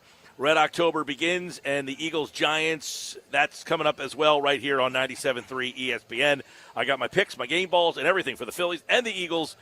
And by the way, quick Flyers news, Sam Arison not starting tonight in goal for the opener. They are down in Sunrise, Florida. Flyers, Panthers, Stanley Cup champs. By the way, they showed Saquon entering MetLife Stadium. He's got a nice blue suit on. Blue suit? Blue suit. Red That's tie? correct. Is he going red tie?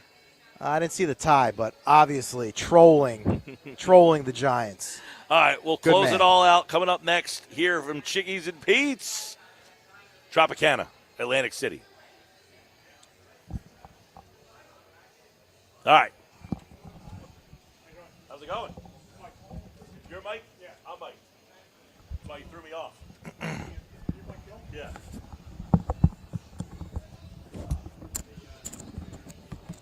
Oh, cool, yeah. What time do you have to get in here now? We're done in 54. No, we're done at 54. I'm saying 608. Yeah.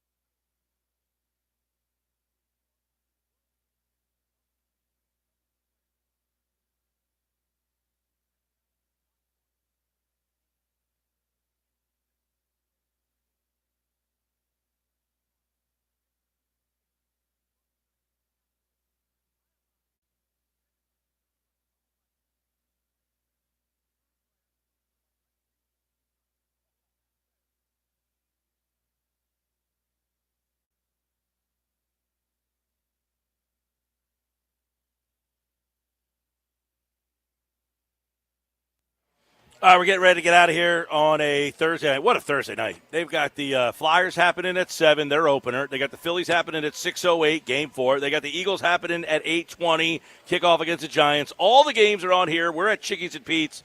We've got the coming up at 6 on 97.3 ESPN. It will be Phillies-Dodgers game 4. That game will also be heard on Rock 104.1. At 7 o'clock, we will have Eagles-Giants coverage. The Phillies game will be on Rock 104.1 and the Rock 104.1 mobile app. So you can listen to the Phillies game in its entirety over there, or you can start the Phillies game here and go over to the Eagles at 7 o'clock here. All right, here we go. I've been pretty on this series except for yesterday. I had the Dodgers in the first 2 games. I also had the Dodgers winning yesterday. But tonight I got Phillies 6-3. Game ball Kepler, home run Kepler tonight. You like that one? Oh, I'm a big Kepler guy. Wow. Big Kepler guy. That Didn't do that happens. much. Yes. Duran, 2 innings tonight. You're going to see Duran for 2 tonight. That'll be a big play in the game. 2-inning Duran save. Kepler homer, 6-3 Phillies. Eagles 28, Giants 12. Oh, 12. Yeah. Failed 2-point conversion. They stink. All I can't field even, goals. I'm trying to come up with an uglier number than 12, and that's all I got. 28-12, Saquon Barkley, 173. Okay? It's about time. That's my game ball. And on defense, game ball, how about Andrew Makuba with a picker? That's all I got for you today. Flyers lose tonight, by the way. Oh. Sorry. Pete G, my on-site producer, Josh Hennings back at the studio. Coming up next, right here on 97.3 ESPN and the 97.3 ESPN free mobile app, it's Phillies-Dodgers, Game 4.